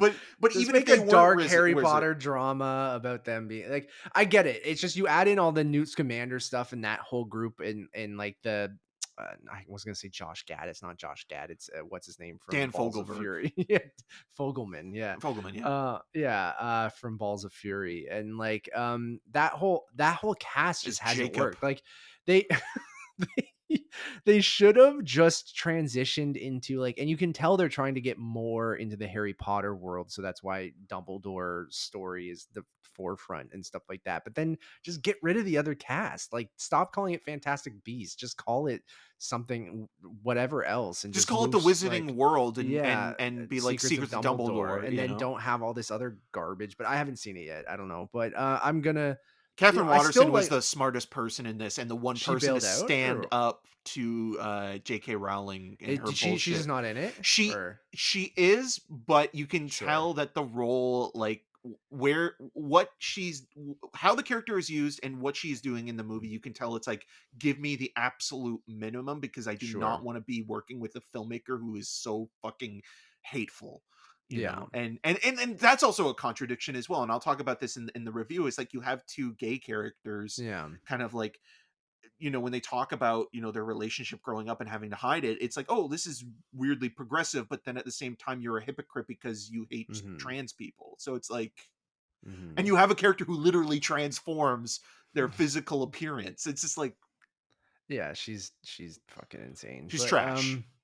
I will go see it because the Wizarding World, like, again, I get all the people who say, no, screw her, I'm not supporting this franchise anymore. But I feel like, I think those movies are special to a lot of people, and that universe is special. And, I'm not always that separate the art from the artist person. I wish she would just step away and sell it off to Warner Brothers or whoever, and just like kind of like what Lucas did. And Lucas did nothing wrong. He just was done with Star Wars and he stepped away and gave it to someone Well, else. And like, Lucas, well, I sure he didn't he do ran anything. that baby into He the didn't do anything ground. inappropriate. No, no, Let's no. say Yes, that. yes, That's what I yes. mean. Like, Yeah. he, whatever you want to say about the prequels and things like that, but he eventually realized, okay, this isn't. Let's give it to someone else. And like, I got this uh, idea for Jar Jar it's Binks. it's so interesting that they've just stood their ground and go, no, she's still gonna write the scripts, she's still gonna be involved, kind of Well, and thing. having Like, David Yates direct all these movies too. Like, at some yeah, point, it's like, I know he did the Tarzan film with Alexander Skarsgård, but like, it's like, are you like, creatively satisfied with just like the way that Michael Bay's and doing all you these Transformer films? They just and feel he like a did so paycheck. well in the last couple Harry Potter movies. Like, Yeah. I think he crushed those, but it's just now I agree with you that just feels like you're going through the motions, right? And like, it literally, like, there's got to be something you could have done, an HBO Max show at a different school or something like that. Like, that's what people actually want from this franchise. Or like, they don't necessarily, I don't know. I think these movies do moderately okay, right? But I don't know. I Well, it's do because of the really, name, right? Like, that's why yeah. they do so well, or they're able to And make you could, enough money to continue them. but there's always an excuse to go back to Hogwarts. There's always an excuse. Like, they're starting to lean more towards what people enjoyed about the Harry Potter movies. And this And one does a lot of that. Like, yeah, I part know of that. it, Yeah, is like, that's the other thing that I think kind of took me out of it, because it does it so bluntly, and it doesn't do it that well, or in an interesting way, is that it makes the Griswold character kind of Griswold, Griswold, Clark Griswold, um the Mads Mikkelsen, Griswold the wizard. the Mads Uh, Mikkelsen yeah, character, like a Hitler Trump type, where like sure. he's becoming more powerful and Yeah, he's a getting more wizard followers. Nazi. Yeah. Yeah, And he even even has is like a. it's set in part of the story set in Berlin. So it's like, come on. It's Really? really on the nose. Yeah. Yeah. We'll see. We'll review it. I'll go see it. And Chevy Chase shows up. Soon. No, imagine. No, no.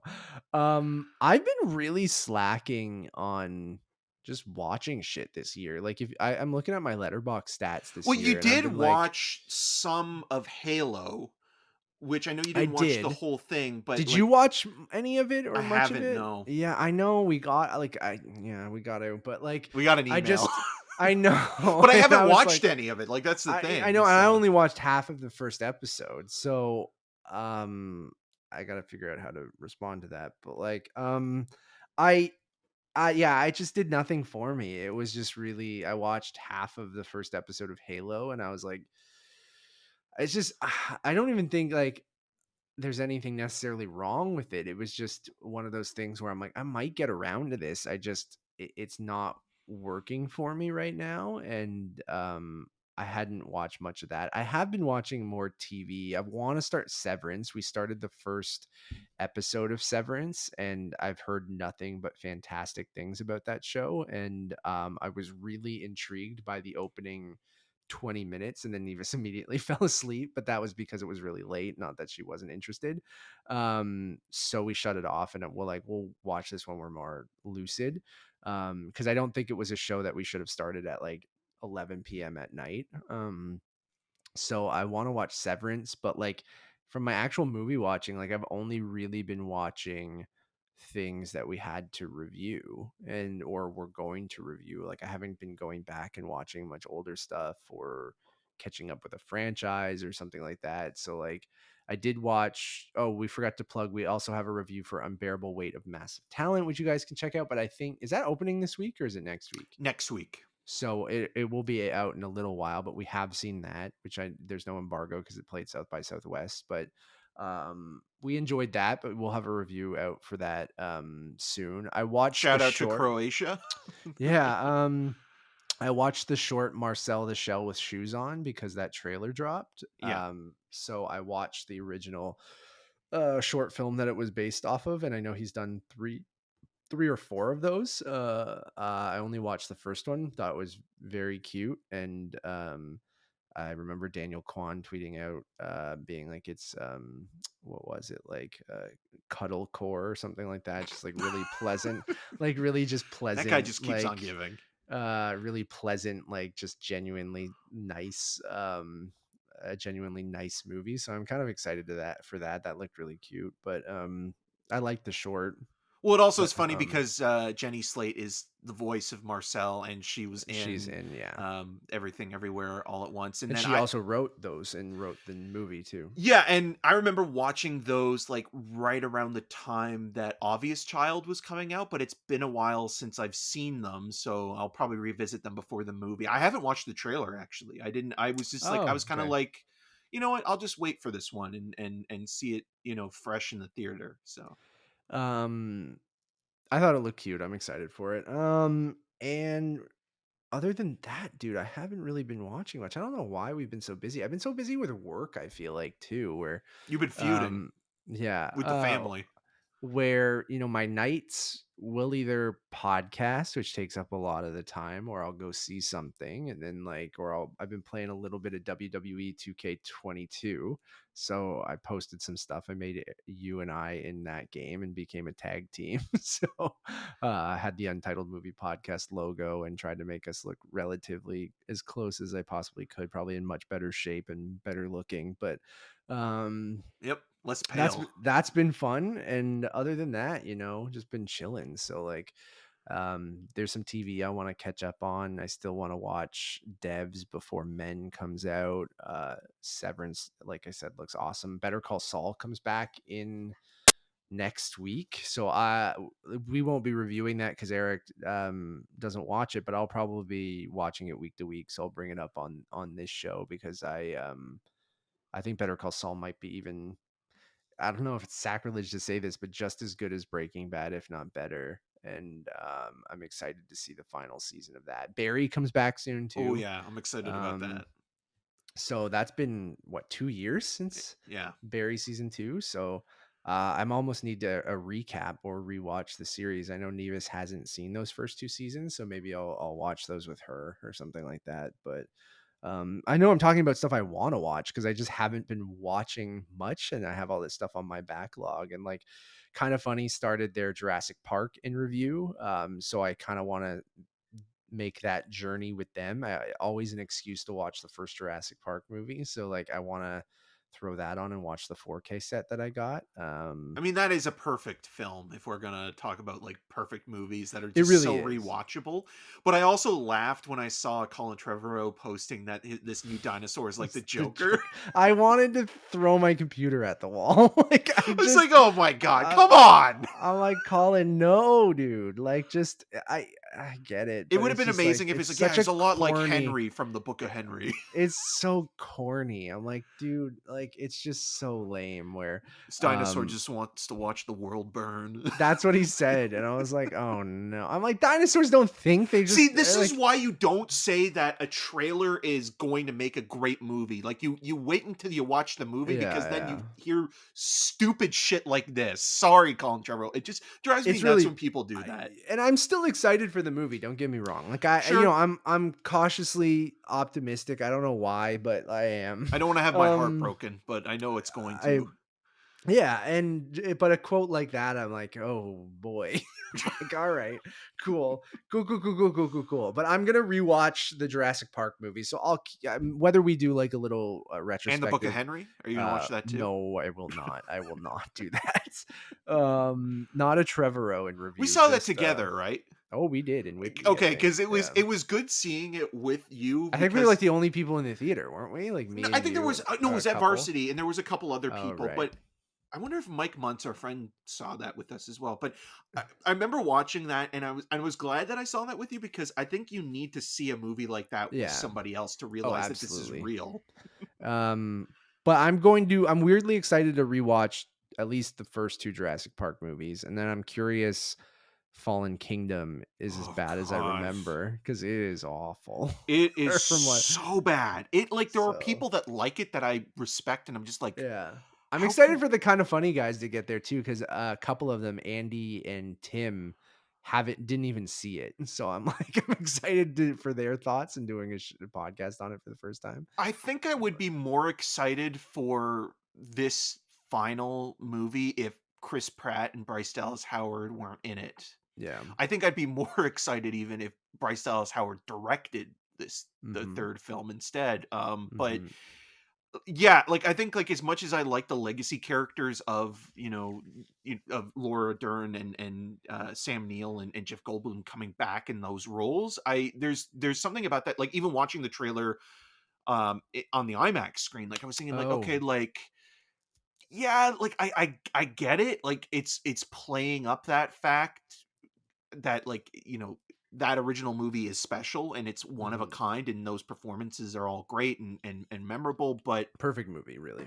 Yeah, it is. Like Jaws and Jurassic Park, like, for me, like, I mean, Spielberg's done so many other great films, but like those two movies, like, you can just hold those up and be like, yeah, this guy like did this twice, with the blockbuster, and reinvented blockbuster filmmaking.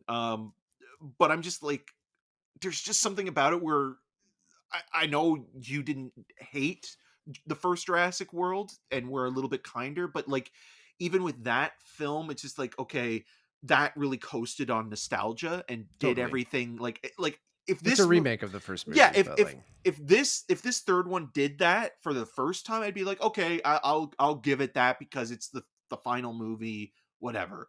But it's already played that card, so it's like, well, you got to do something more now. Well, I like the idea of taking the concept that people were so jazzed about in Lost World of a dinosaur being on the mainland, right? And like, it should be all in San Diego. Yeah. And I love that idea of maybe the Planet of the Apes style. Yeah, maybe the dinosaurs don't talk other than Alan in Jurassic Park 3. That would be amazing if they all just said that everywhere. Yeah. Like, that's how they communicated to everyone. That moment in Jurassic Park 3, great. The only good moment in that movie. Actually, that movie's not awful. It's just kind of whatever. It's not very good, but the Alan bit is hilarious. I like the idea of just like, okay, sort of a a dystopian kind of Flintstones kind of thing of like, dinosaurs are wild animals now, and we got to deal with that. Like, that the way that they got there, completely the worst, dumbest, and I think that character's in it too as well. Well, you'd have to. You built it up so much in the last one. Like, I hope she gets eaten by a dinosaur. I do like, and I like the through line of I like the through line of BD Wong. Like, I like certain things. It's just the way that they got here is just like, it's so painful. And well, also the exposition is going to be obnoxious in this as well, because you're going to have to explain like how they've adapted to cold weather and things like that, and it's just like, ugh. I don't care about that. I just like And then again, I don't need I Chris like the Pratt idea in of this. no. So. I wish they would have just kind of been like, yeah, he's gone. Here's the original cast. Yeah. It's like have him get eaten at the beginning. That would be No, great. Blue, no.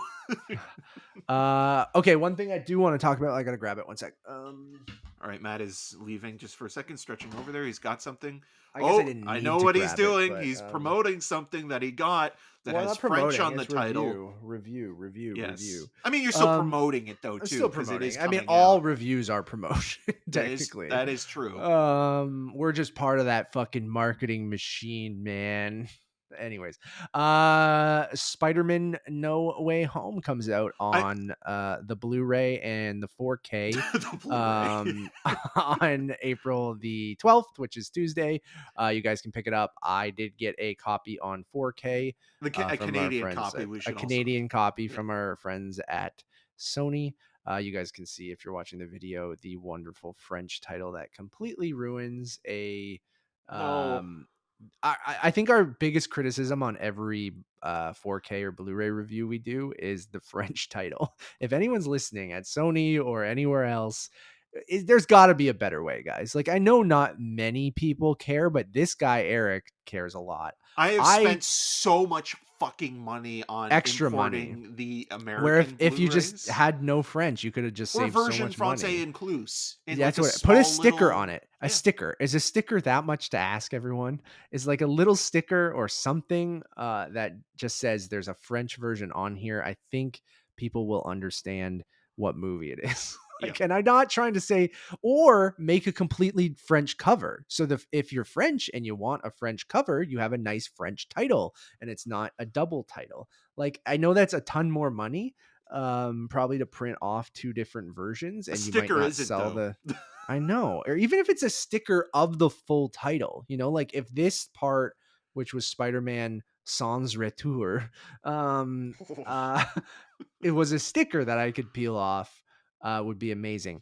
That being said, you guys know how much I loved this movie. Eric also loved it. There's a ton of, they've been teasing all the special features and stuff with like, all 3 Spider-Men getting back together, listing off the Easter eggs that are in the movie, bloopers and gag reels, all the kind of stuff you'd expect on for a huge movie like this. And it's all a lot of fun. Like, and it sounds and looks fantastic.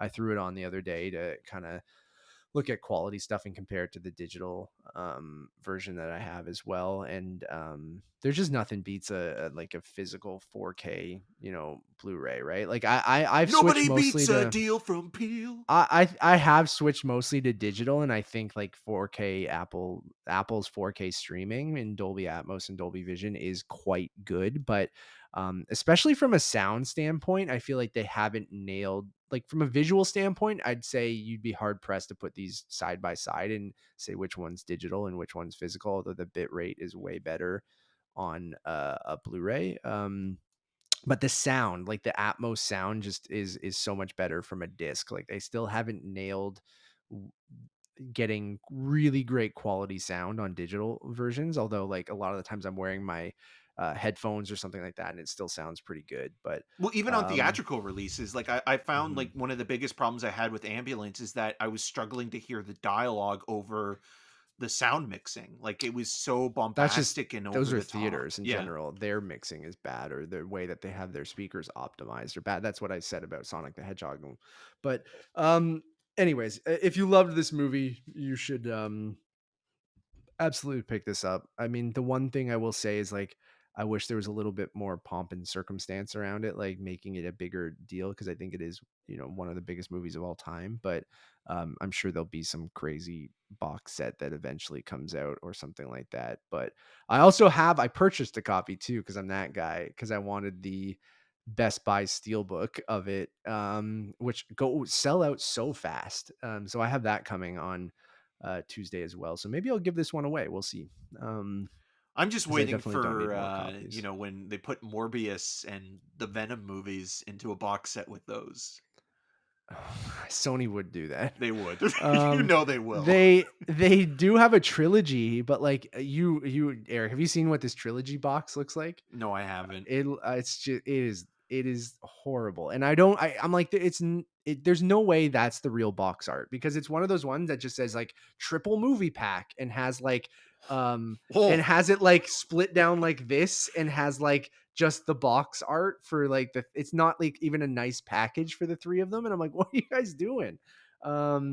But it is a good 4K, and you don't come here for like big technical. If you want like a technical breakdown, go to Digital Bits or Blu-ray.com or one of those websites. Those websites They'll know tell what they're you doing, yeah. they will tell you the exact details about, the quality and what to expect, but I will give you the most basic. If you love this movie, the special features are a lot of fun, and it looks and sounds incredible on 4K, which is like to be expected. And also just knowing that nowadays. it's coming out on April the 12th, right? Yeah. Like, I think that that's important now, where like I think the Blu-ray physical media 4K releases are coming out a lot quicker than they used to, especially with like the Disney stuff. I find like specifically like they don't even announce it that much anymore. Like even Turning Red, which they did do an announcement this last week coming out in May.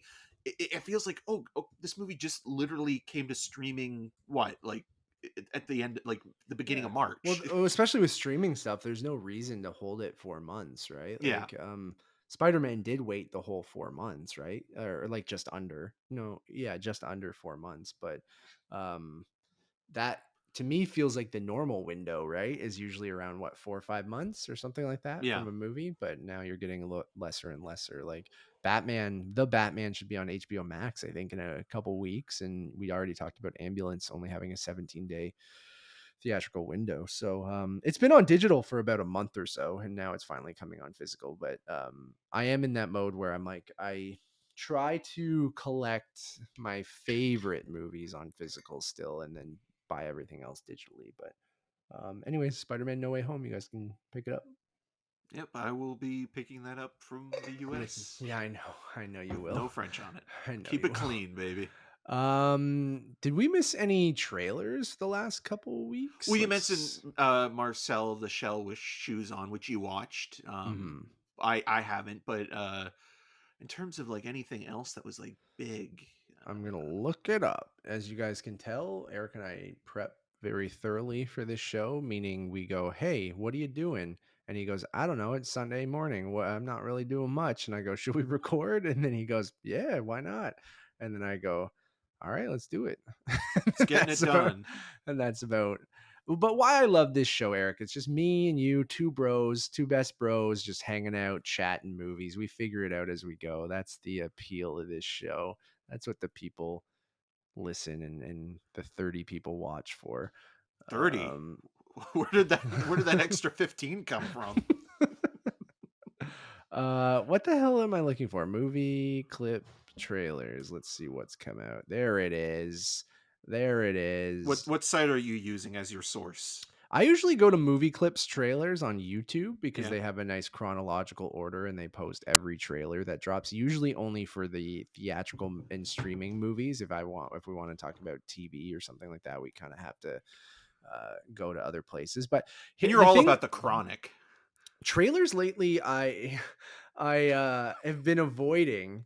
I'm trying to. I wish I was one of those people like our friend Mike Muntz, or I know Norm Wilner does this too, where you just avoid trailers and you just try to watch the movies like completely like I haven't watched. But what happens if you go to the theater? Like, do you just Mike literally turns away and I see him do it when you see movies. You can still hear it though, right? I know, but like you're not. I think that removes yourself from it, I think, at least enough. Like you're not going to retain any of that if you don't watch the images with the sound, I don't think. So I wish I could do that, but I'm a sucker for movie trailers. But what I will say is I don't usually watch the closer we get. Like there was a new Top Gun trailer and I was like, I have no reason to watch this trailer. And if I go to the movies and it's playing, then sure, I'm not going to turn away necessarily, although sometimes I do. Because I know Gene Siskel would do that, where like he would literally like stand outside the theater that he was going to see the movie. And he would refuse.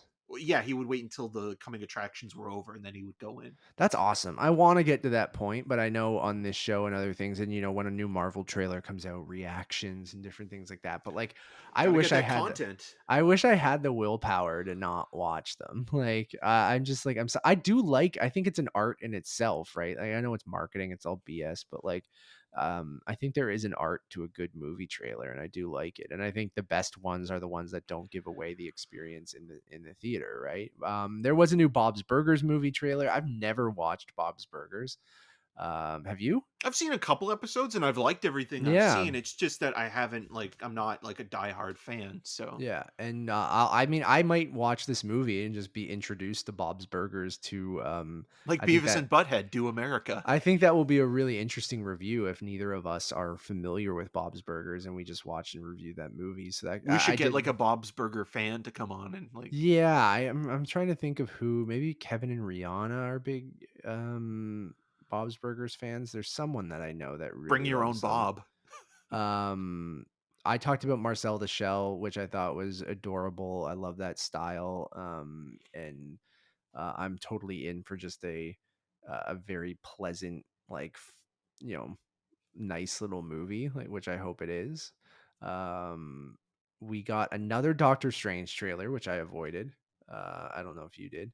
I didn't. I haven't seen it. No. Yeah, I tried to watch the Minions, the Rise of Gru trailer, Why? Why? because I was so we were You're a in bed. masochist? We were in bed last night, and I knew we were going to record today, so I was like, I went through and started watching some trailers, and I'm like, I just want to see what this looks like.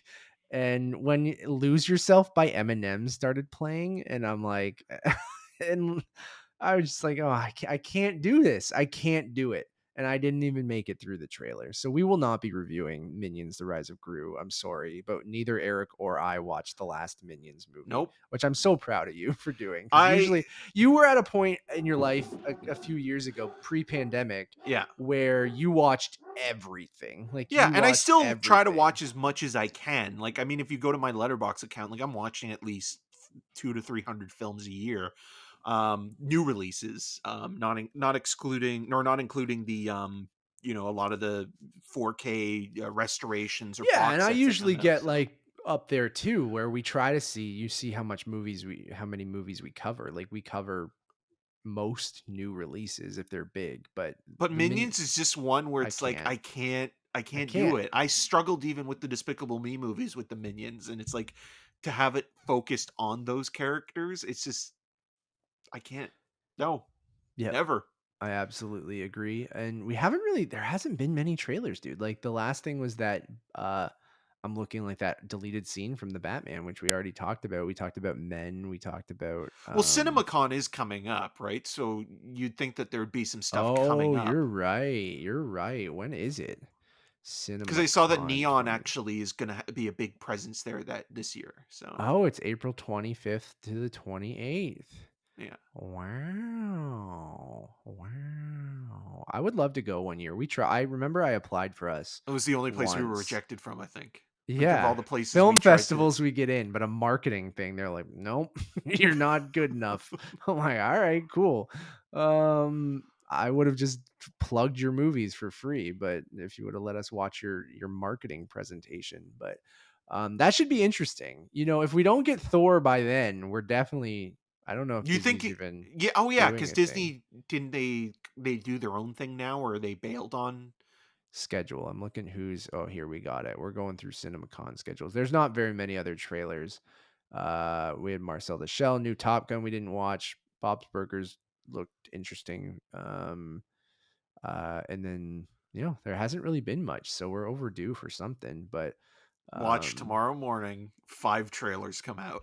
Eric, I would not be surprised at all. I really have this weird feeling that Thor is going to drop tomorrow. I just have this sinking feeling. So Sony is kicking off with the first presentation. Yep. So I don't know what they'll probably show. Let's talk Well, about Bullet CinemaCon Train will stuff. probably be their Yeah. big one for the summer. This is fun. Let's talk about CinemaCon for the next little while, and then we'll wrap the show up. CinemaCon Preview is what I'll title this. CinemaCon Preview. Yeah, so Sony up first. So we're going end of April is when this is. So you got to think that what Sony got coming up. You said Bullet Train. Is that their next big thing? That's July. Well, Father Stew is coming out this week, so That'll be out beforehand. yeah. They could talk about Morbius' success. That second weekend for Morbius not looking good, dude.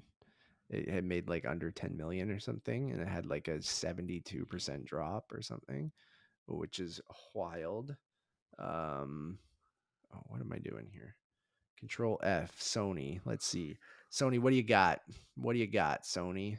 So we got wow, they really don't have much this year. Or it would be Columbia. Well, they have Pictures, Spider-Verse as well, right? Or Across the Spider-Verse. Okay, so Columbia I had to search. So we got Where the Crawdads Sing in July. I keep wanting to call it Where the Crawdaddies Sing.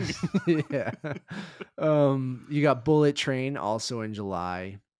The Man from Toronto, we're probably gonna see something from that or hear something about that, which is funny. Then in October you have Across the Spider-Verse Part 1. So I bet we maybe get a little bit more from that. You got Lyle Crocodile. With Javier Bardem. Yeah. And then you have A Man Called Otto, which is Tom Hanks and the Mark Forster movie. Yeah. Not my uncle. No. That's interesting. So Sony doesn't have a ton this year, eh? They have Spider-Verse, which I guess is their other big thing. Yeah, so I think they're probably going to put a lot of emphasis on Bullet Train as their kind of big yeah. And it's also an original one. I mean, original in the sense that it's not based on anything else. So that's super interesting. Neon is doing it. And what does Neon have this year? So Neon has they're doing kind of they have 3 big films that they're going to be focusing on that I saw on some Twitter account. They have the 2 Cronenberg films, David and Brendan. So there's going to be a lot of CanCon at CinemaCon with Infinity Pool and Crimes of the Future.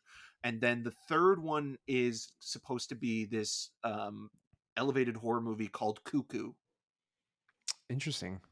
Okay. And those are the 3 that they're done. They're made. They're coming out this year supposedly, but with Neon as well, there could be other stuff that they pick up like at Cannes or at the fall festivals that they'll add to their slate. They do have other things in development, like they have a movie musical about a group of people in kind of like a bunker at the end of the world called The End, and it's a movie musical as well from the guy who directed the Indonesian genocide movies, The Act of Killing and The Look of Silence with Tilda Swinton. That's interesting. Yeah. And then they have Memoria coming out as well, and Petite Mama, which is coming out. Like those are Mother's Day or whatever. Right. Yeah. So Warner Brothers is the next presentation after that. So you got to think you're getting stuff from Elvis, Shazam. Going to ignore The Flash right now because of Ezra Miller. Salem's Lot. Don't worry. Do we get anything from Don't Worry, Darling? Probably. And then the interesting thing about CinemaCon is like Warner Brothers in recent years did drop everything. Remember, like they just posted shit online like right after they showed it, and they showed some stuff really early. And then some studios don't post this stuff at all. So it'll be interesting to see like. Well, they did that with like Comic-Con though, right? Like you're talking. But I thought CinemaCon they did once too. I might be wrong, but Black Phone is screening at CinemaCon from Universal, because they also do like early screenings a lot as well. So Disney that's also screened as well, Black Phone, because it was supposed to come out February. So they did like screenings for it back in, I think, late December, early January. And then you have Disney doing a big presentation on the 27th. So you're probably going to get some stuff from only their theatrical stuff. So you won't get, Disney Plus stuff. So you're not getting anything from Chip and Dale. You're probably getting Lightyear stuff, because it's actually going to be playing in theaters. Thank God for Pixar actually having a movie playing in cinemas again. Excited to see that in IMAX, and I hope they screen that in IMAX, because I think it's something I talked about um, a couple weeks ago, where they actually made some of the footage in the really tall IMAX aspect ratio, which I think is really, really cool, and definitely makes sense for that movie. Um, and then I guess you'll get some of the Marvel stuff, right? And Star Wars. No, there's no Star Wars stuff this You year might get an theatrically. announcement though, either on like Star Wars Day, May the 4th, or this, where they're talking about like, okay, what's next theatrically for Star Wars, because it kind of feels like we're at that point now where, you know, one of these pitches, whether it be from Taika Waititi, whether it be from somebody else, Is ready should to be be kind of announced. yeah. Yeah.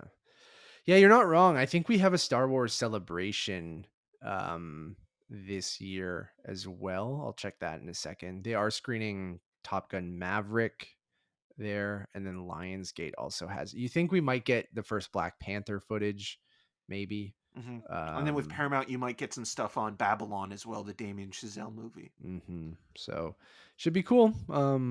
We'll report back if there's anything. Paramount's having a good year with Sonic's big take in, Jackass doing well, Scream did well. Scream did well, Lost City did okay, Yeah, right? it did better than expected. Yeah. So I mean, Paramount I know has kind of been hit or miss the last little Well, they've while, been but selling a lot of their stuff off to Netflix though as well, because remember, like the Trial of the Chicago 7 was a Paramount movie, and then they just sold it to hmm Netflix hmm during the pandemic. So and they're like, finally coming back now with the and then theatrical they're really releases. front loaded this year, because like they don't have a ton. They have Paws of Fury, which that trailer did nothing for me. Well, I saw it before Sonic. Um, But they they do ha- have Top Gun, which they'll put a lot of effort into that. So that's true, which should probably do pretty well. yeah. Um, and then Babylon at the end of the year, and then Lionsgate. I don't What does know. Lionsgate have? Well, we just saw Unbearable Weight of Massive Talent, and then they have in September, Are You There, God? It's Me, Margaret, Oh, which I like that director who Kelly did The Freeman Edge of Craig. 17. Yep. Edge of 17. It's got Rachel McAdams, Benny Safdie, There you go. um, Pure chaos. Kathy Bates. Um, so that's interesting. And then they have Whitebird, A Wonder Story, which is another Mark Forster movie. He's got two. Well, and it's also based Um, on the Wonder movie with the Jacob Tremblay character, although it's not focused on his character, but like it's Interesting. that universe. They have The Devil's Light, which is a Daniel Stam movie who did The Last Exorcism. Um, So probably like a found footage movie then. and then that's all they have on like dated. So I don't know. Maybe they'll have some other stuff that They'll announce another Saw movie probably. fuck yeah. And that's it for presentations there. So we'll have to see. Um and then news wise, other than the Brie Larson stuff, was there anything in the last couple weeks? I don't think there was anything major. It's been kind of slow. That's why I felt like we haven't last week when we were like, I don't think we need to do a show after doing those couple interviews, which you guys should definitely check out. I'll keep plugging those. Well, even after the Oscars, right? Like it kind of felt like, oh, you know what? The other thing is kind of, I mean, again, it's all rumors and hearsay, but next week, what we'll probably do a lot of coverage for is that the Cannes Film Festival lineup is going to be announced on April 14th. One filmmaker in particular that Matt and I both love that is rumored to maybe have a film is David Lynch. Yeah. Do you think that's true?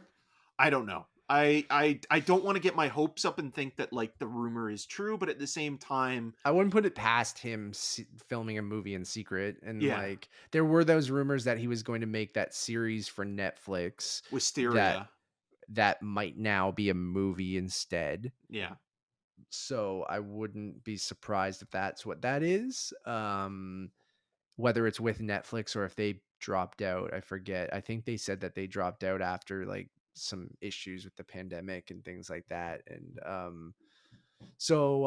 don't Watch know, them buy man. it back for like, because it probably doesn't have a distributor yet. So Yeah, if they dropped it is out, real, and even. then if it is real, because there was rumor that Laura Dern was going to be in it, right? Yeah, that Laura Dern and Naomi Watts were both seen at the Netflix offices taking meetings with David Lynch. Mm-hmm. Maybe they still have it, but now it's a movie instead of a series. Because we know that Maybe it's an NFT. God damn it. We know Elvis is playing, and we know Top Gun Maverick is Yeah, playing. and I think the other David Cronenberg, I think Crimes of the Future will be playing. I think that Mhm. he wants to get that movie out by then. What other rumors have we heard?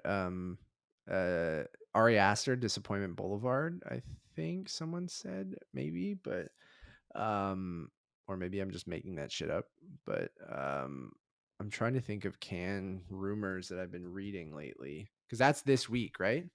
The 14th, yeah. So that'll be Thursday morning, early, obviously in France because of the time difference. But yeah, like the Cronenberg film, I think will be like for me like the big one that I'll be most excited about that gets announced, just because this is also rumored to be David Cronenberg's last movie. So if it is, like, that'll be also kind of poignant in a way.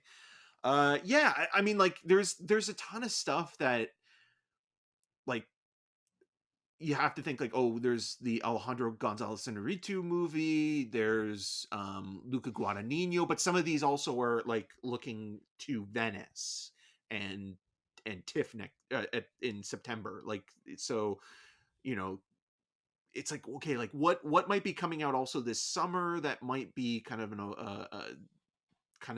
art house movie, and then also, like, you can look at some of the lineup as well, and some of, like Kelly Reichardt has a film that I think is in post production.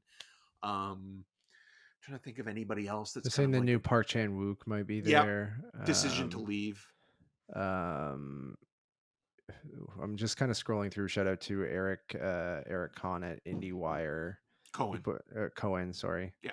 Um, uh, he put together 50 movies that might play. So I want to go check out his article on IndieWire. What does he got on there, Matt? Let's go through, Eric. I'll try to point some out. Do you want me to go through all 50, or do you want me to No, just just point like some stuff out that that kind of people like might know? So that tickles your taint a little James bit. Gray's Armageddon Time. Yep. He's popular at Cannes, like he's been there before, so Yeah, which I'm definitely down. It's also about his, what is it? childhood in the Childhood, right? 1980s in Queens, I believe, or Brooklyn. Yeah, interesting. Okay. So like, Spielberg has the Fablemans this year, so maybe that's all these filmmakers with their like, I need to tell my story. Yeah, I need to go back to when I was growing up. Luca Guadagnino's Bones and Bones and All. uh, Brett Morgan's David Bowie documentary. Yep. Corieda's Broker. I'm trying to scroll through to see what else. A lot of these, people might recognize, but I'm just trying to go with the bigger stuff, or the people, the big name people. Not saying that any of these aren't going to be fantastic um, or great, but I'm just trying to scroll through to see. Kantemir Bagalov has a new movie called Monica. Yeah, that's one that, like, again, the director Beanpole, like, some people are like, oh, is it even done yet? And especially Because he was working on Last of Us, and he right? also fled from Russia, right? Like, he left Russia, he left Russia. So he did, yeah. Because he probably was working on it there, right, and then bailed out. And I know he was working on the first couple episodes of The Last of Us. I think he directed the first 2 episodes. Yeah. So I think his 2 episodes are probably done for Last of Us, but that series is shooting all the way in, like, for a full year. I think it's still shooting until July of this year. Who else do we have here? Mia Hansen loves One Fine Morning. Leah Seydoux, both in Crimes of the Future and that. That's fun. Let me go through. I'm killing time as I scroll. Kelly Reichardt's showing up. Is that you already mentioned that? Florian Zeller's The Son. Director of The Father. Claire Denis' The Stars at Noon. So that one is also kind of like, she was saying that she hasn't finished editing yet, like, but apparently like A24 is trying to rush that, so we'll see. We mentioned George Miller's 3,000 Years of Longing. That is definitely rumored to be one of the competitive titles. Ruben Östlund's Triangle of Sadness. That would Yep. be awesome. Would make sense. Terrence Malick's The Way of the Wind. That would make sense as well. If it's done, who knows with him? Oh, this is about the life of Jesus Christ? Yeah. Hell yeah. Mark Rylance plays the devil. Hell yeah, dude. Hell yeah. Darren Aronofsky's The Whale. Sarah Pauli's Women Talking. I think that'll be saved to the fall festival season. Yeah. I think she would want to have that at TIFF. So a lot of interesting stuff. I'm excited to see. So that's this week, and then we'll talk about what actually made the list on the next episode. Other than that, I think that's a good preview of another kind of 2022 preview. But now we're kind of, I can't believe we're already talking about festivals. We're already talking about, we'll be talking about TIFF soon enough. They did have a press conference that neither of us went to. Nope. I just too busy that week. But Cameron Bailey announced that to kind of, I guess put a stamp on this episode, that TIFF will be fully in person this year. There might be a digital aspect, but it'll be mostly all in person. So basically a regular festival. And they added a new venue, which is the Royal Alexander Theatre, also on King Street there. So you're going to have the Princess of Wales, you'll have the Alexander Theatre. It's like all along Queen Street or King Street, all those theaters that are there. So that's pretty dope that it's kind of all centralized, and obviously continuing with Scotiabank and TIFF Bell Lightbox and Roy Thompson Hall and things like that. So will the escalators be working? We'll find out. We will. Thank you all for listening or watching. If you liked this, we have a lot of other reviews that you guys can and podcasts that you guys can check out. Easiest place for everything. Just go to our Letterboxd HQ, which is Untitled_movies. But we do have reviews out right now for Sonic the Hedgehog 2, Everything Everywhere All at Once. Speaking of Everything Everywhere All at Once, we have a bunch of content for that, which we've mentioned. We have reviews, a review for the movie, and we have interviews with the Daniels and Kei Hui Kwan, which you guys can go check out on this feed right here or on YouTube. We also have reviews out for Apollo 10.5, A Space Age Childhood, The Bubble, Morbius, God. Moon Knight. Going down that list.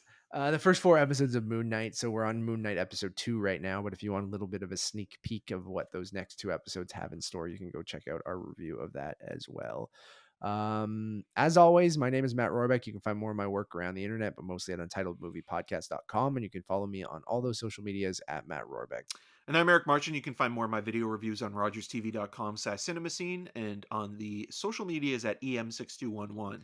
Until next time. I hope James Gray's Armageddon Time has Aerosmith's I Don't Want to Miss a Thing, so we can combine the Bay universe and the Gray universe. Pure Bayhem.